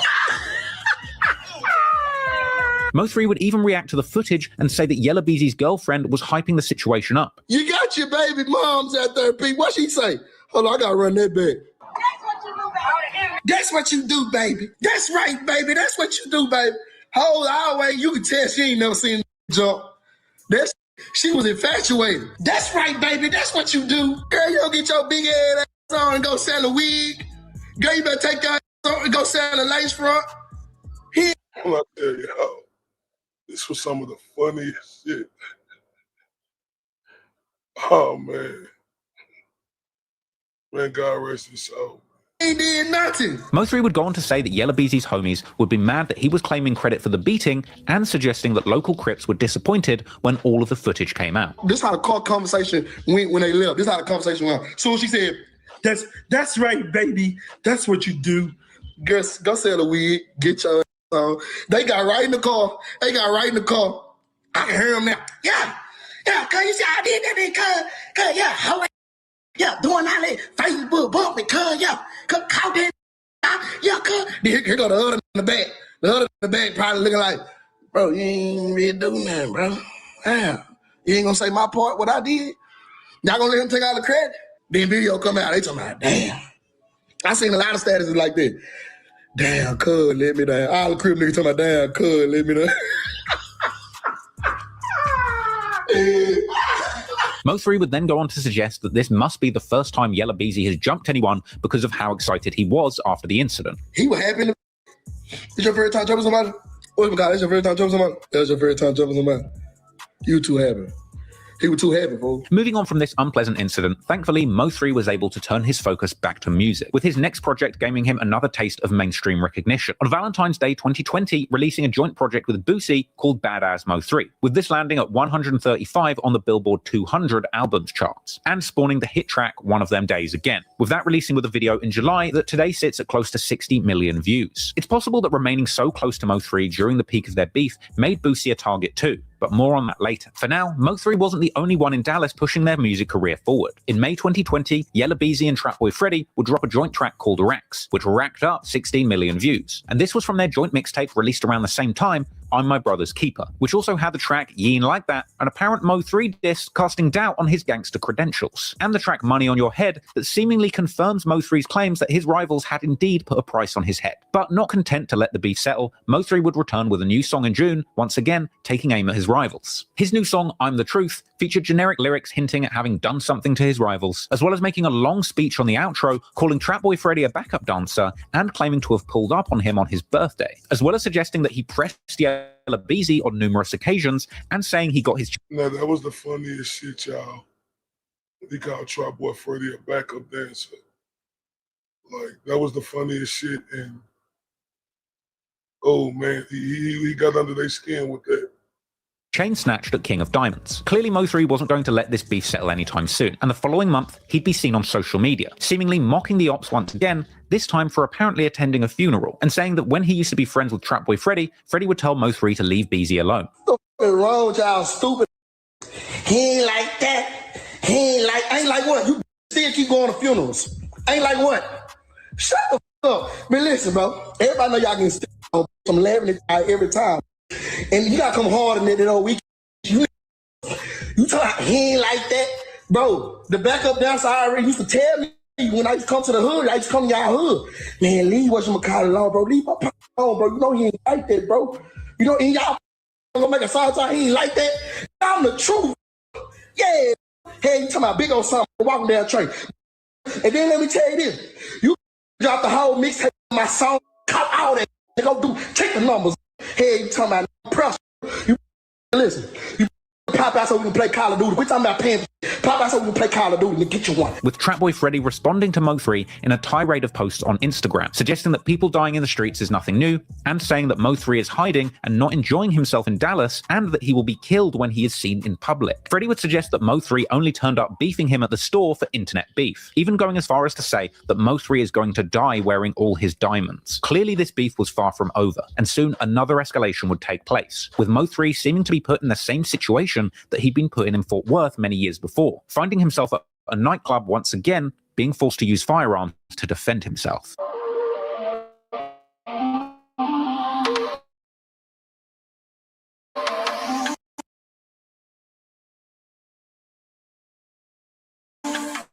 On September the 19th, 2020, V5 in Houston morning, the news would report that rapper this was actually an attempt on Mo3's life gone wrong. ABC News reported that the rapper and his posse had shot in a gunfight at the club, with the news stating that suspects opened fire at the rapper upon his arrival, with the rapper's entourage shooting back into a crowd. According to Houston police, a rapper had pulled up in front of the V Live Bar Lounge. As he pulled up, as Detective Graff said, someone started shooting at the rapper from across the street. The rapper and his group started shooting back, according to investigators. A crowd of people in front of the bar, as well as 2 employees, were shot in the volley of bullets. It was started roughly around 3:30 a.m. From what we can gather, there was a rapper here tonight, and as he arrived here, he began taking gunfire from unknown suspects. Fire was changed between the suspects and him, and then both him and that rapper they talking about is Mo3. They was trying to get him, so he shot back. Self-defense. Suspects fled. But we don't know who it was in Houston, though. There were 2 people that were struck by gunfire. Both are being treated at hospitals. Apparently 2 unarmed employees of the club were hit but luckily survived, with it even being said that one of them was shot in the head and another in the neck. But it seems clear to me that nobody died in this incident. But there did appear to be more to this story than was reported on the news, because the following month Mo3 would come out saying that Trap Boy Freddy had recently lied when he posted that he was in a car accident, with Mo3 saying that Freddy really got shot in the shootout at V Live. Hold up. I cannot believe my mother eyes. Is my op laid up in a hospital talking about you got in a car wreck? Boy, talking about you broke your leg. Tell me you really got hit up. Yeah. Been capping. You got hit up. Everybody know you got hit up when you went to the hospital. You telling people don't record it, don't put it out there, because you want mother thinking the city you're untouchable. Now it's pressure. Somebody broke his leg in a car wreck. You goofing a hoe. I bet your partner sitting up there looking like, bro, so he just gonna act like he ain't get shot? A couple weeks ago, he gonna act like he ain't hit him up and be live? Stop playing. I don't know who did it. I'm just saying, why you capping like your leg got broken in a car wreck? Put it back up down the foot. With Freddy clapping back, saying that he only got grazed and that Mo3 should keep their beef in the streets and off the internet. Oh, so that's my bad. That was Trap Boy Freddy who had got shot in Houston. My bad. Even going on to suggest that Mo3's internet talk was getting people locked up, with Freddy suggesting Mo3 didn't even play a role in the shooting. And Mo3 would later go live suggesting that he had tried to keep things quiet about the shooting too, but suggesting that people in the city had called his mother to gossip to her about the shootout. Your son got shot, girl. What are you out there doing? You know you always doing something. What LeMelvin out there doing now, girl? LeMelvin got shot up, girl. My mama for real. When? Girl, you don't see it, he going viral, girl. They done shot him up, girl. After everything that happened between these two warring groups, it's unsurprising that when they finally ran into each other, that bullets would start flying. And it's honestly a miracle that nobody was killed in this incident. But sadly, this represented the final escalation in this war. At this point, it really seemed like there would be no backing down, and that Dallas simply wasn't big enough for all of these street rappers to coexist peacefully. And so, only a few weeks after this exchange would come the final chapter in Mo3's story, as he would ultimately wind up losing his life, ironically, in the very same way that Yella Beezy nearly lost his life only a few years before. Around noon on the 11th of November 2020, Mo3 is driving on the I-35 highway in Dallas after a... Okay, now y'all, this one to get real. Like I said, God rest his soul in Mo3, right? He got killed, and you know, Yella Beezy coming up for trial on the murder for hire. They from the prosecutor. Allegedly leaving the home of a female companion. Whilst he's driving, he begins to be followed by a black Chevrolet Camaro containing two assassins, with the moment this ambush went down being captured on a dashcam video. The assassin's car would eventually overtake Mo3, who at some point would work out that he was being ambushed. At this point, Mo3 would swerve to the right and slam the brakes, at which point the hitters in the other car realize that this is their only opportunity to strike in the middle of a busy freeway amongst speeding traffic. For some reason, Mo3 stopped the car, got out, walked around the back of it to the passenger door. It would appear that he was attempting to retrieve a gun from the glove box. At this point, the masked gunman hop out of the Camaro, approaching Mo3's car with an assault rifle at speed. It would appear that Mo3 simply did not have enough time to retrieve his weapon, so he changed his course, instead attempting to make a run for it, sprinting south on the active highway. But unfortunately, Mo3 would not escape his shooters, ultimately being shot 9 times and being left for dead in the middle of the highway as the assassins fled in that same Camaro. And to make this incident even more shocking, Mo3's body would be left in the middle of the highway for a considerable amount of time before the authorities arrived, with numerous clips of his final moments being captured and uploaded to social media, but are far too shocking to show you on YouTube. A member of the public was seen administering CPR as civilians tried to get the scene under control. But unfortunately, efforts to save him failed, and a lifeless Mo3 would remain laid out on the highway as shocked Dallas residents passed by. Eventually, the police would arrive and take control of the scene, with news helicopters capturing footage from the air. And soon, the local news would be making full reports on this brazen broad day murder. A manhunt is still underway after a deadly shooting along I-35 not far from the Dallas Zoo. Investigators say when the suspect walked up to the victim's car, the victim got out and tried to run away. The suspect shot him in broad daylight right there on the highway. A lot of people have been talking about this shooting on social media, and some of them say the victim is a well-known rapper in Dallas's hip-hop circle. A Dallas rapper is dead today after he was shot on I-35. 28-year-old Melvin Noble, also known as Mo3, was shot on I-35 northbound near the Beckley-Zane curve. It is a stark example of the city's struggle to control violent crime. Police say the victim, a hip-hop musician named Mo3, was approached by the killer on I-35. Both men stopped their vehicles. The victim got out, took off, started running, but was shot several times on the highway. A bystander inside another vehicle was also hit. They released these photos. The images are pretty clear, but as you see, the suspect is wearing a ski mask.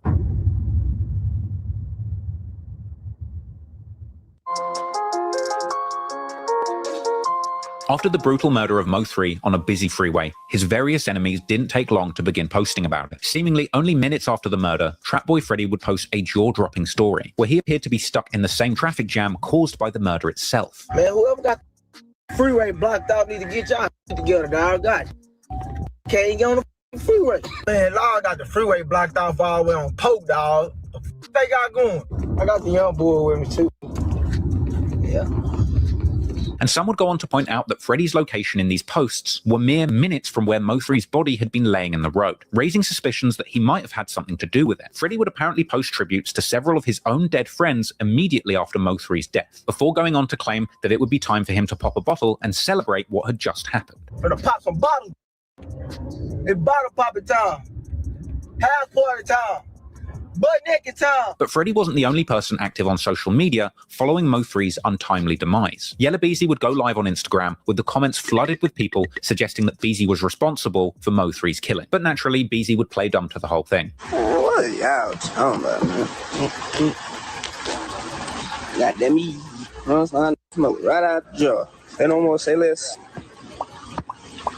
And finally, we get to Go Yayo, who would also mock Mo3, responding to a post on Facebook saying they wish it was Go Yayo getting shot instead, with Go Yayo clapping back saying that he's going to live forever, #murdergang. Beyond some coincidental posts and the obvious joy they were getting from seeing their biggest rival killed, at this point there was really nothing more to suggest that Go Yayo, Trap Boy Freddy, or Yella Beezy were directly involved in this incident. But Mo3 was a beloved figure in North Dallas. Therefore, it's no surprise that reports of retaliatory incidents followed his killing, with it being suggested by some outlets that as many as 8 people had died in the wake of Mo3's assassination. It is a map that marks the madness of murder and mayhem.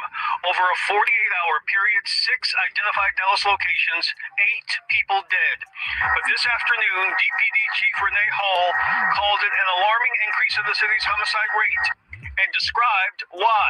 In truth, I'll tell you, like many other cities, we are in the midst of a perfect storm of events, fueled by anger. Got real, y'all. That's why this case coming up in February is huge. And I'm going to get y'all more familiar with a lot leading up to it. Irresponsibility, the trials of a pandemic, and most of all, people using guns and violence to solve their problems. Chief Hall confirming today the brazen murder of rapper Mo3 on the Dallas freeway last week has set off a series of violent shootings now being investigated by the Dallas Police Department and the FBI. Since his death, we've had some other shootings and other violence that has been or appears to be loosely related to his death. The incidents, according to sources, include the drive-by shooting at this East Oak Cliff house on Sunday. 43-year-old Terrence Reed was killed. Clearly, the killing of Mo3 had intensified the violence behind the music in Dallas. And soon, another famous rapper affiliated with Mo3 would end up catching a stray in this beef too, as regular collaborator and mentor of Mo3's Boosie would visit Dallas to attend a vigil for his fallen friend. I appreciate all the time we had together.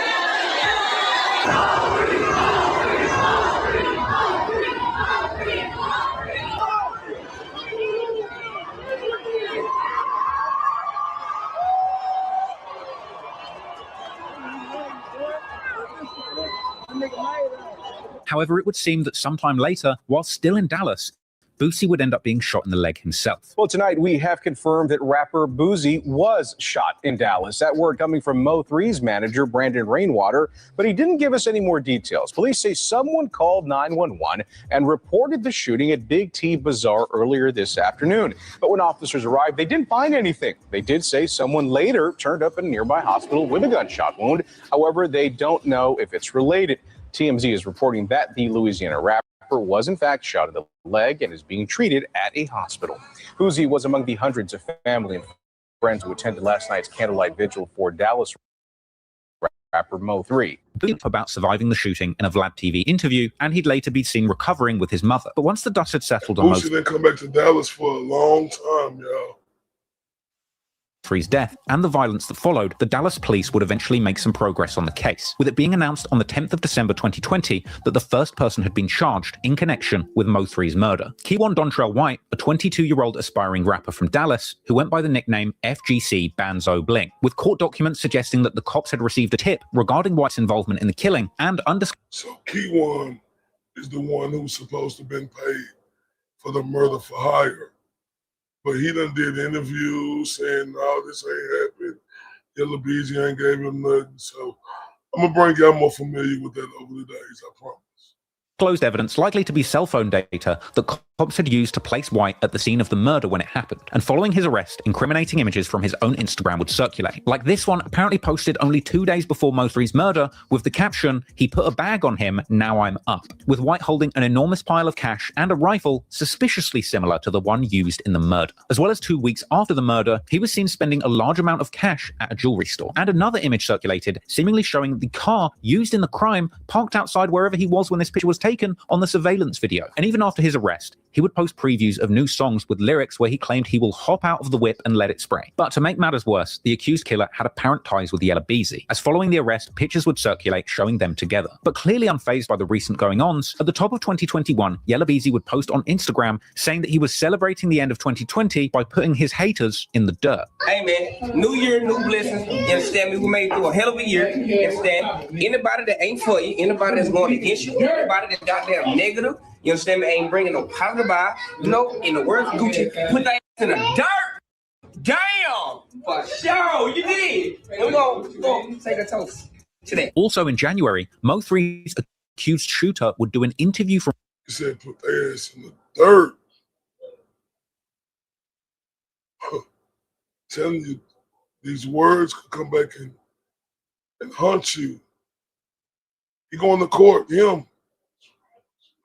From jail, saying that he's doing good and that this is just what comes with being a gangster. I'm feeling good, man. I mean, this is life, man. You know what I'm saying? This come with a gangster, man. This what it come with. You feeling good, fam? Yeah, man. I can't do nothing but it is what it is. You know what I'm saying? I'm locked up. I can't do nothing more than just live life, man. You know what I'm saying? I ain't the first time I did time. Man, I'm innocent, man. I ain't did nothing, man. I'm just a rapper. That's it. A rapper. I'm innocent. He would go on to discuss having become famous since catching the case, saying that his brother Ducky P told him about all the views that he was getting since being revealed as a... You say you remember the very first album 3 came out with that dude, now you thugging.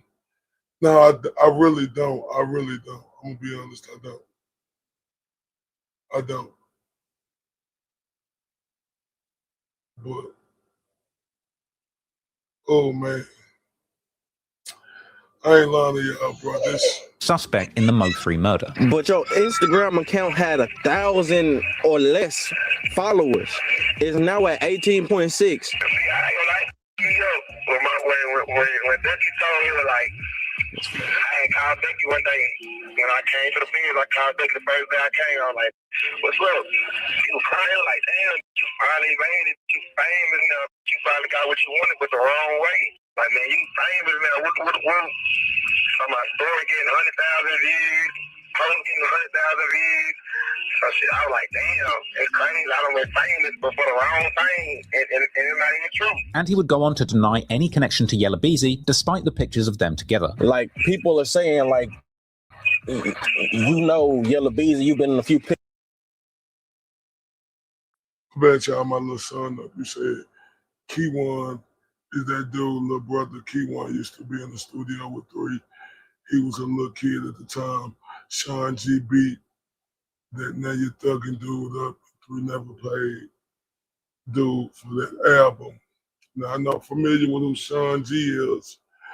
And I'm also familiar with Keywan because I know Lil Dougie was his cousin, right? I know Lil Dougie got killed too. Right? So man, I'm telling you, you know what's going on. I know you very familiar with this. Pictures with him, like, what's y'all's relationship? Yeah, I don't know nothing about that. But on the outside, unsurprisingly, all of this going on had the authorities looking at Mo3's enemies closely. And in February 2021, Yella Beezy is arrested after being caught by undercover officers with 5 guns in a bulletproof SUV after leaving an Oak Cliff strip mall. Now, that certainly wasn't sufficient to link Beezy to Mo3's killing. But regardless of the added police attention, that didn't stop Trapboy Freddy from dissing his fallen rival. As in March 2021, he would continue dropping diss songs aimed at Mo3 despite him being dead. I don't know. I mean, you hear a lot of things that happen in the street. So, I heard rumors like that too. I don't know. Allegedly, like you said, I don't know.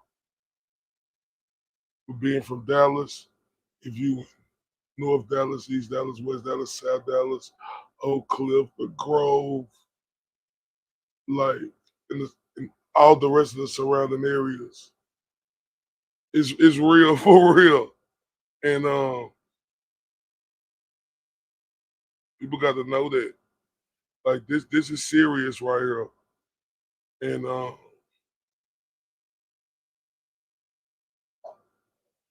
you're finna hear a lot of information that we probably didn't know. Right, but I'm gonna get everybody familiar with this, I promise. If y'all not familiar with it, over these next couple of weeks, and when the trial come on, we're gonna do the whole thing. Freddy's track Laugh Now would quite literally be a song asking Mo3 to laugh at him now, along with a music video showing Freddy rapping out the side of an SUV whilst driving on the same roads Mo3 was killed on, with Freddy even including a shot of that same road sign that he shared when he was mocking Mo3's death on the day of the murder on the same road. And he would rap lyrics literally saying that Mo3 laughed at him and now Freddy is laughing back. The whole song is a scathing diss aimed at Mo3 and mocking the way he died. Rapping things like, I heard they jumped out the whip and he got ran down, saying, look how the beef panned out, and that the shooters caught him with his pants down. And he would go as far as to saying that he's putting bags on people and trying to pull up and get them. He would rap that they're catching body after body, telling his ops to dig their friends up. And even saying that his enemies should have thought about the consequences before dissing them. Even ending the track by saying that the diss songs are what got people killed. This was a wild song that realistically painted a clear picture of Freddy's involvement in the situation. But while Freddy was going viral for his distasteful song about the hit on Mo3, the man himself, Mo3, was making hits from beyond the grave, with his posthumous single Outside, aka Better Days, releasing in March, coming along with a hook from OG Bobby Billions crooning about the ops being scared to come outside and nobody being safe, along with eerie lyrics from Mo3 himself, where he rapped about stepping on his ops and showing no mercy, even ending the song with an ominous lyric about running down on ops. This track would peak at 92 on the Billboard Hot 100, the only song of Mo3's to ever land on this chart. The song would remain there for 7 weeks, and it would appear on his posthumous album Shot Us Forever, released in April 2021, with that project landing at 36 on the Billboard 200 albums chart, the highest ranking attained for a project in Mo3's career. But while Mo3 was making hits from the grave, that same month, another person would be linked to the hit itself, as on the 23rd of April 2021, a second suspect, Devin Maurice Brown, would be charged in the connection to the killing of Mo3, with it being reported. Okay, let me give y'all a little background on it. So now that dude right there, Mo3 supposedly was banging his baby mama. Like, that's what they saying. We're gonna find out more in the trial, but he was supposed to be banging this dude, Devin Brown, baby mama, and this dude right here from Chicago. Reported that Brown was the one upset that Mo3 was with a certain woman, with it being suggested that Brown had contacted another. And this woman they talking about, her name is like, I think Money Maya. So I'm gonna bring y'all into witness multiple times on the day of Mo3's death, asking if he was at a specific location, with apparent cell phone records connecting both alleged killers, Brown and White, with them apparently speaking on the phone numerous times on the day before and the day of the murder, with cell data even indicating that the first suspect, White, had been close to Mo3's location the night before the killing. When the cops swooped in on Brown, they found a stolen AK-47 in his closet, as well as $3,200 in various illegal substances. So, with the two main suspects in custody, despite no plea or trial taking place for the murder as of this recording, it would seem for the time being that the facts around Mo3's death had been explained. But even with those two shooters in custody, all eyes in the Dallas rap scene were still on Mo3's biggest rivals in music, who for some reason would continue to court attention off the back of this tragic feud, ultimately bringing them a whole lot of unwanted attention from both the fans and the authorities.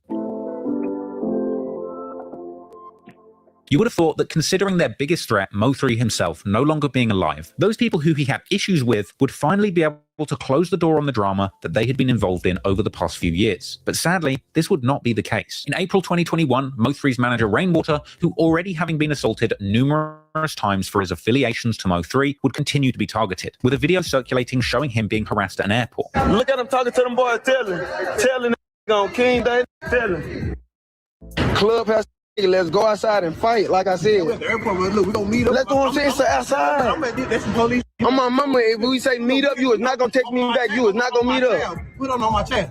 On my child. Like, you say what? On my child.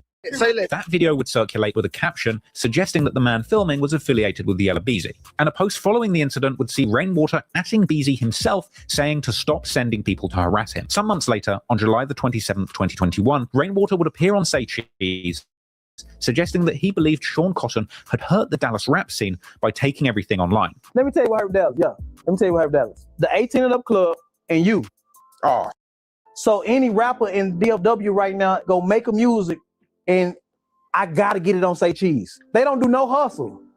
You don't see, bro, when you came on the scene, you don't see no more posters, you don't see no more flyers, you don't see no more CDs, you don't see none of that because is when I make a music, I gotta go to Say Cheese. If they go over there with you and then they be so excited, then they put everything on your shoulders. And they sit in the house all day and just look at their phone and wait for you to post them. So when you stop posting them, it's like, what should I do? Man, Sean Cotton me over. No, you yourself over because you don't get outside their house and ground yourself. This was a much more generous way of putting it than some other people. Charleston White, who had been complaining about the violence in Dallas corrupting the youth from the very start, had suggested, as did other people, that Say Cheese had instigated the beef in Dallas by giving a voice to both sides of the war. You let Say Cheese trick you. That's exactly how Mo3 got killed. You wrong, Sean Cotton. Yeah, this is what they've been telling me about. Man, watch him, he missed it. That's how he got Mo3 killed. He got Mo3 killed. That's how Mo3 got killed. He the one started that, and Charleston White would never do another Say Cheese TV interview. Never. Say Cheese would deny this, saying that Mo3's friends and family all have love for him, also pointing out that the beef escalated when Roy Lee was killed, saying specifically that he didn't allow Roy Lee onto his platform to expose Yella Beezy when he was asked. The Mo3 didn't get real until Roy Lee died. Roy Lee wanted to do an interview with me, trying to expose Yella Beezy, and have I ever interviewed Roy Lee? No. I said I would never do that to Yella Beezy. Say Cheese would also defend himself in an extensive interview on Vlad TV, saying that he tried to mediate the beef, but he couldn't make any progress. You know, a lot of people felt as though I let it on. I got on the phone with multiple guys like, yo, is there a way we can sit down? Can we do this? Can we do that? And I tried for months to hash it out and to get them to squash it. It just didn't happen. It's too late. Now, I personally don't agree with the idea that Say Cheese or any of the other interview platforms are responsible for escalating the violence. Say Cheese is really just... Me either. He just got to do interviews. That's what I try to tell people. You can interview whoever you want just because they might not like a particular person. That don't make you the problem. Trying to help the artists in his city promote their rap careers. And for every bit of disrespect that a rapper dishes out to an op in an interview on a major platform, that same rapper will go out of their way on their own Instagram pages dishing out 10 times the disrespect to the ops. But you never hear anybody saying that Instagram or Facebook are responsible for stoking violence and giving people on both sides of a war a platform. People want to call DJ Vlad the police. I think Mark Zuckerberg is the goddamn head of the FBI. Anyway, at a certain point, it gets absurd to blame Sean Cotton for the violence in Dallas. When Mo3 was all over Instagram and in his own music on all DSPs, mocking the ops for getting shot, begging them to slide, and mocking them for being scared to come outside, even in songs released after his death. Aside from the assailants that pulled the trigger, the next person who painted the biggest target on Mo3 was Mo3 himself, and his rivals in music who were all knowingly involved in escalating this feud from the streets into the music industry, even after the point where they all had too much to lose to continue beefing in this way. But strangely, even months and months after his death, Mo3's enemies would still feel the need to disrespect him in music. In August 2021, Trapboy Freddy releases his latest project, Distractions, featuring the incredibly disrespectful song titled Shirt,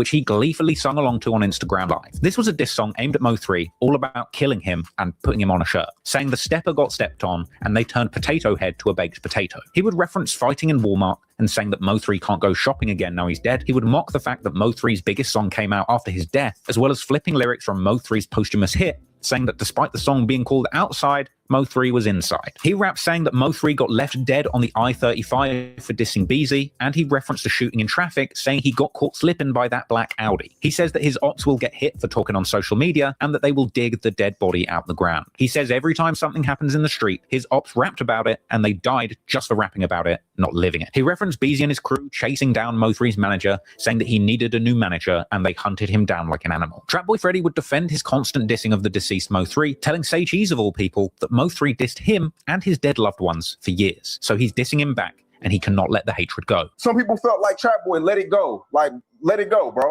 It's over. It's never can be let go. You know what I'm saying? Like, how could you let go of your partner? How could you let go talking about your partner that was just dead? Like, how could you let go having to look out for your partner kids and like that, talk to your partner and their mamas and shit. You watching multiple people cry. That went on 3 years. I can't condone Freddy's actions, but this was a bit of an insightful moment, because it's really this mentality that got these young men stuck in a cycle of violence that's near impossible to stop. Whilst Mo3 was alive, he dished out a lot of pain, destruction, and death to his enemies, to the point where even his own death wasn't enough for his enemies to feel like they could move on. When things get this deep and this many lives have been lost, you're looking at a lifelong feud that death doesn't even give you an escape from. But perhaps the one thing that Freddy had overlooked in his decision to keep dissing, even after his rival's death, was all the extra attention they'd got from the authorities as a result. Because only one day after Freddy's diss song released, Yella Beezy would find himself in hot water with the cops again, this time being pulled over by the cops who conducted a search of his car, finding a rifle and 400 grams of a controlled substance, with the suggestion at the time that this was lean, codeine-based cough syrup. But Beezy would later say that these supposed drugs were in fact just a bottle of hand sanitizer styled to look like prescription cough syrup, with Beezy later taking to the internet attempting to clear the record about the supposedly false drug charge. Jail and got arrested for hand sanitizer, not no drugs, bro. Let me tell you how desperate they is just making an arrest. Like, the homie got a brand of hand sanitizer that looked like drink, but it say hand sanitizer on her. You know, just like how girls got the eyelashes in the pill jar, but she got hand sanitizer in a drink bottle, and it say hand sanitizer on her. Police weren't trying to hurt her. They thought I was trying to cover up everything. Like, so they took me to jail over hand sanitizer. And the only reason they charged me with the guns is because of the drug, you know what I'm saying? So they got to run labs and everything, so that's why they charged me with it, with a felony right now. It's an unknown felony, whatever that is. So that's why I went to jail. I'm the first rapper that went to jail over hand sanitizer. Perhaps you could say that it's really just asking for trouble, riding around with legal goods made intentionally to look like illegal drugs. But on the other hand, considering the recent going-ons in the city, no doubt the cops of Dallas were watching the moves of Yella Beezy, Trapboy Freddy, and everyone in their circle closely, and for good reason. Because it would seem that the gangsters affiliated with Mo3 were still out looking for vengeance. And the month after the hand sanitizer debacle, yet another life would be claimed in this war. This time, the apparent brother of the accused shooter of Mo3, Keywan White, who rapped under the name Ducky P, real name Nyrion Beasley. He would be found dead in a car outside a residence in Lancaster, Texas on September the 1st, 2021, with this killing later being confirmed on social media, and subsequent posts from Keywan White confirming that his brother had lost his life. And apparently, the connection between Ducky P and Mo3 ran deeper than the connection with his shooter, as Ducky P had released a track called Rumors the month after Mo3's death, interestingly uploaded to Go Yayo's YouTube channel. And in the track, Ducky P seemed to diss Mo3, saying the last person who dissed me ended up on TV, along with lyrics about killing people in public and running down on ops in skinny jeans, which could well be a direct reference to the outfit that Mo3's killer was wearing at the time of the shooting. The track was essentially Ducky P responding to rumors that he'd been involved in the killing of Mo3. The track not only had his brother, Mo3's accused killer Keywan White, dancing right next to him, but as he raps lyrics about bailing his shooters out, he shows on screen an image of his brother's arrest record. Strangely, after the killing of Ducky P, footage then circulated showing Mo3 in the background of an old Ducky P music video shoot. It really seemed like Mo3's death had cast a dark shadow over the city of Dallas, and this cycle was sadly showing no signs of ending. And at this point, one man had truly had enough. Our old friend Charleston White, who had spent many hours on the internet ranting about the damage that gangster rappers had done to his community, famously going on the internet and wishing death on all gang members. Death to all GDs and BDs. May they all die like King Von. May they all die like Drakeo the Ruler. May they all die like Nipsey Hussle in vain. Eventually, Charleston White would turn his attention squarely towards the gang-affiliated rappers in Dallas. In August 2020, going live and telling the world that he was a Mo3 fan and he was picking sides against Trap Boy Freddy and Yella Beezy. What Trap Boy Freddy do to you? Nothing. I'm just a Mo3 fan, and I'm friends with Rainwater. I'm a Mo3 fan, and I'm taking sides now. Ain't nobody riding for Mo3, so I'm riding for Mo3. And I'm saying Trap Boy Freddy and Yella Beezy in the name of Mo3. Them got Mo. Go clip Mo3 on mine. Man, I'm mad the motherfucker long live 3. City of Dallas been dead since Mo dead. Y'all done took the life away and killed Mo3. I'm mad the motherfucker every time I pass by that motherfucker highway and this was celebrating. You Trap Boy Freddy, you a straight up. You and Yella Beezy. Look what happened to you. Was cursed. I told you when Mo3 died, you would go be cursed. Your careers was go drown and die.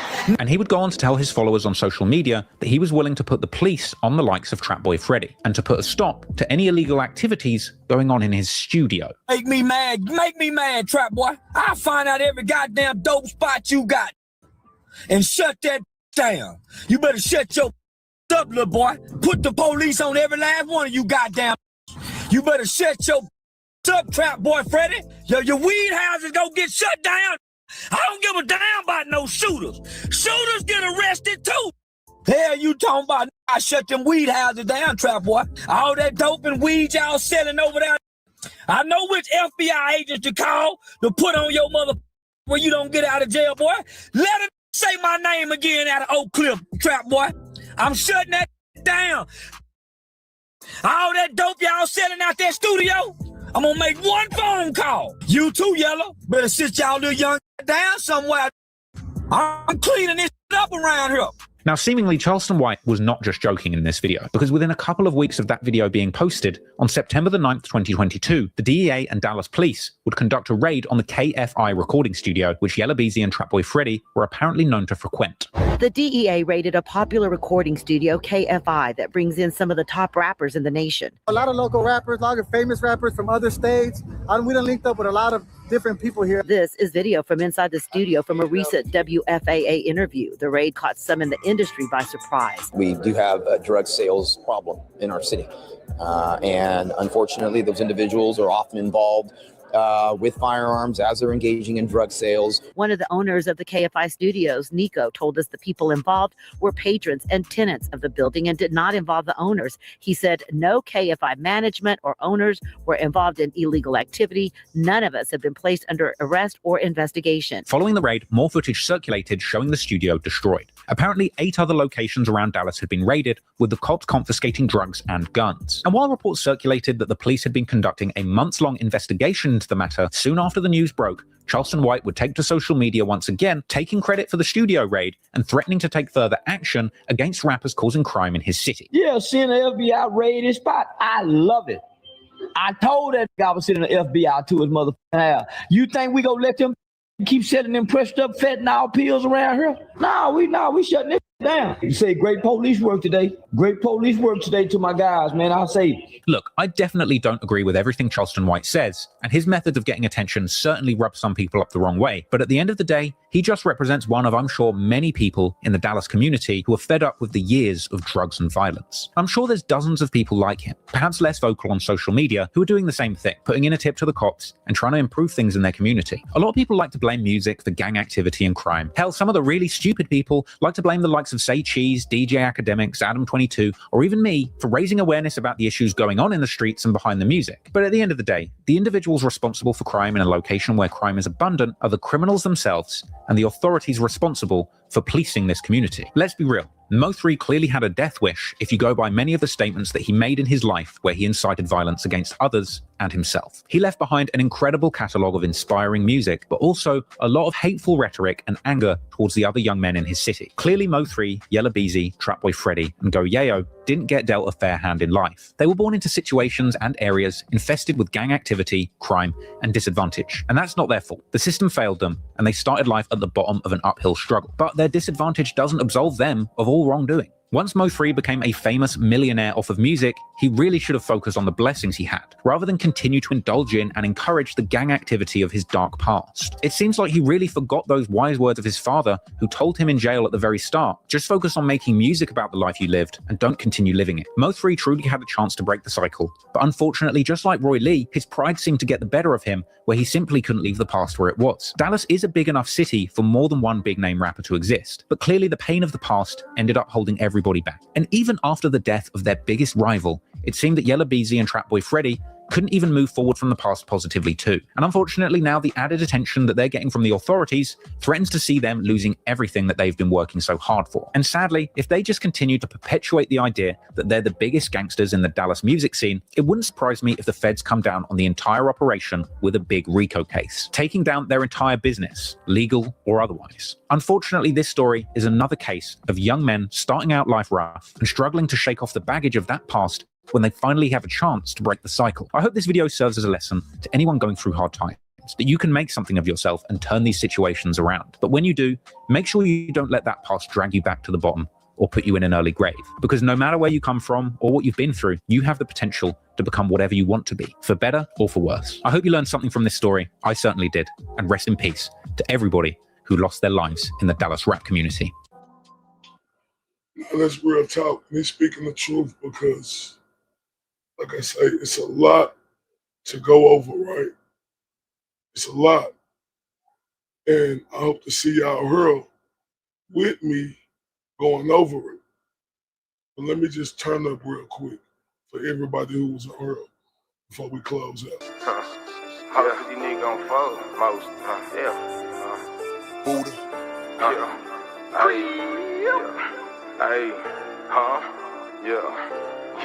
See, most of these rappers be gangsters and thugs on the internet. No, I'm not really into that. We pop up right at your spot with a Glock and the fitted cap. Like, fuck nigga, give me that. What you know about setting it off at 8 in the morning? I ain't even brush my teeth yet. Slept on the floor with them roaches and rats in the trap. Now I'm jacking these traps like, come get your beat back. Solid won't fold for no nigga. I rep for the clear. We really be stepping. He say he yell, he probably a pussy would try me. I'm live with a cancer connection. I see these lanes from afar. I'm on top of my shit like a building. You ain't gotta vouch for me. And I ain't spraying no nigga. You can't get a dollar if you ain't been broke on the couch with me. Eating them spreads in the attention, envision my future like Raven. That look how I'm living. I done had foreign on foreign and fuck that designer white tees and force that's daily. I can't see me going broke. My kids gotta eat in that 40 cat getting impatient. Show me a nigga that told you I'm lazy. I bet that same nigga that told you that hate me. We ain't respecting no nigga who can't get his own, but begging like I own something. Calling my phone and threatening my life like he gon' come take it. You know how I'm coming. Stomp on the pussy, whole neck dirty up. My new forces and choke his ass out with my chain. Laugh at her eye while my partner recording the drama. You fuck niggas stay in your lane. Fuck all these niggas and bloggers all on my dick now. Yeah, I'm with the shit now.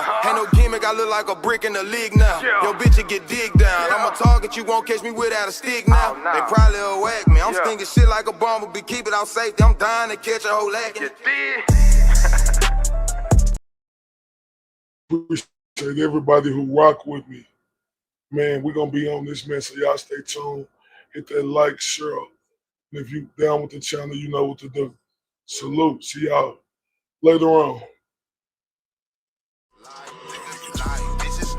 Niggas lie, bitches lie, niggas lie, bitches lie, niggas lie, bitches lie, niggas lie, bitches lie. On my scale, keep it accurate. Had to get a plug of niggas texting shit. Niggas lie, bitches lie, niggas lie, bitches lie, niggas lie, bitches lie, niggas lie, bitches lie, niggas lie, bitches lie, niggas lie, bitches lie. On my scale, keep it accurate. Had to get a plug of niggas texting shit. Smoking on Shikari Bronx mixed with Obama, that's the presidential shit.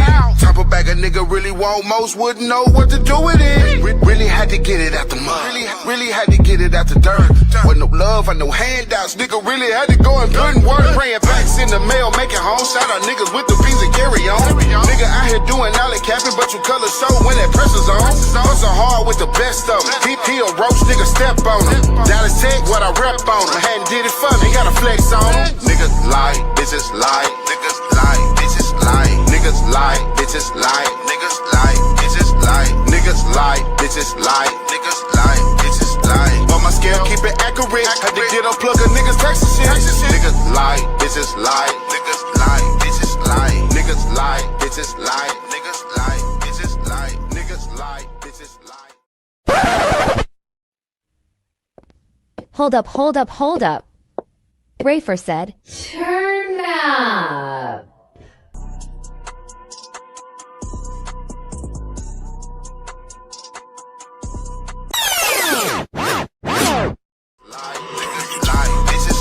Niggas lie, bitches lie, niggas lie, bitches lie, niggas lie, bitches lie, niggas lie, bitches lie. On my scale, keep it accurate. Had to get unplug a niggas Texas shit. Niggas lie, bitches lie, niggas lie, bitches lie, niggas lie, bitches lie, niggas lie, bitches lie, niggas lie, bitches lie, niggas lie, bitches lie. On my scale, keep it accurate. Had to get unplug a niggas Texas shit. Smoking on Shikari Bronx mixed with Obama, that's the presidential shit. Top of bag a nigga really want, most wouldn't know what to do with it. Really had to get it out the mud. Really had to get it out the dirt. Wasn't no love or no handouts. Nigga really had to go and put in work. Praying packs in the mail, making home. Shout out niggas with the P's and carry on. Nigga out here doing alley capping, but you color show when that pressure's on. Hustle hard with the best of them. He a roach, nigga step on him. Dallas Tech, what I rep on him. Hadn't did it for me, gotta flex on him. Niggas lie, bitches lie, niggas lie, bitches lie, niggas lie, bitches lie, niggas lie, bitches lie, niggas lie, bitches lie, niggas lie, bitches lie. On my scale, keep it accurate. Had to get unplug a niggas Texas shit. Niggas lie, bitches lie.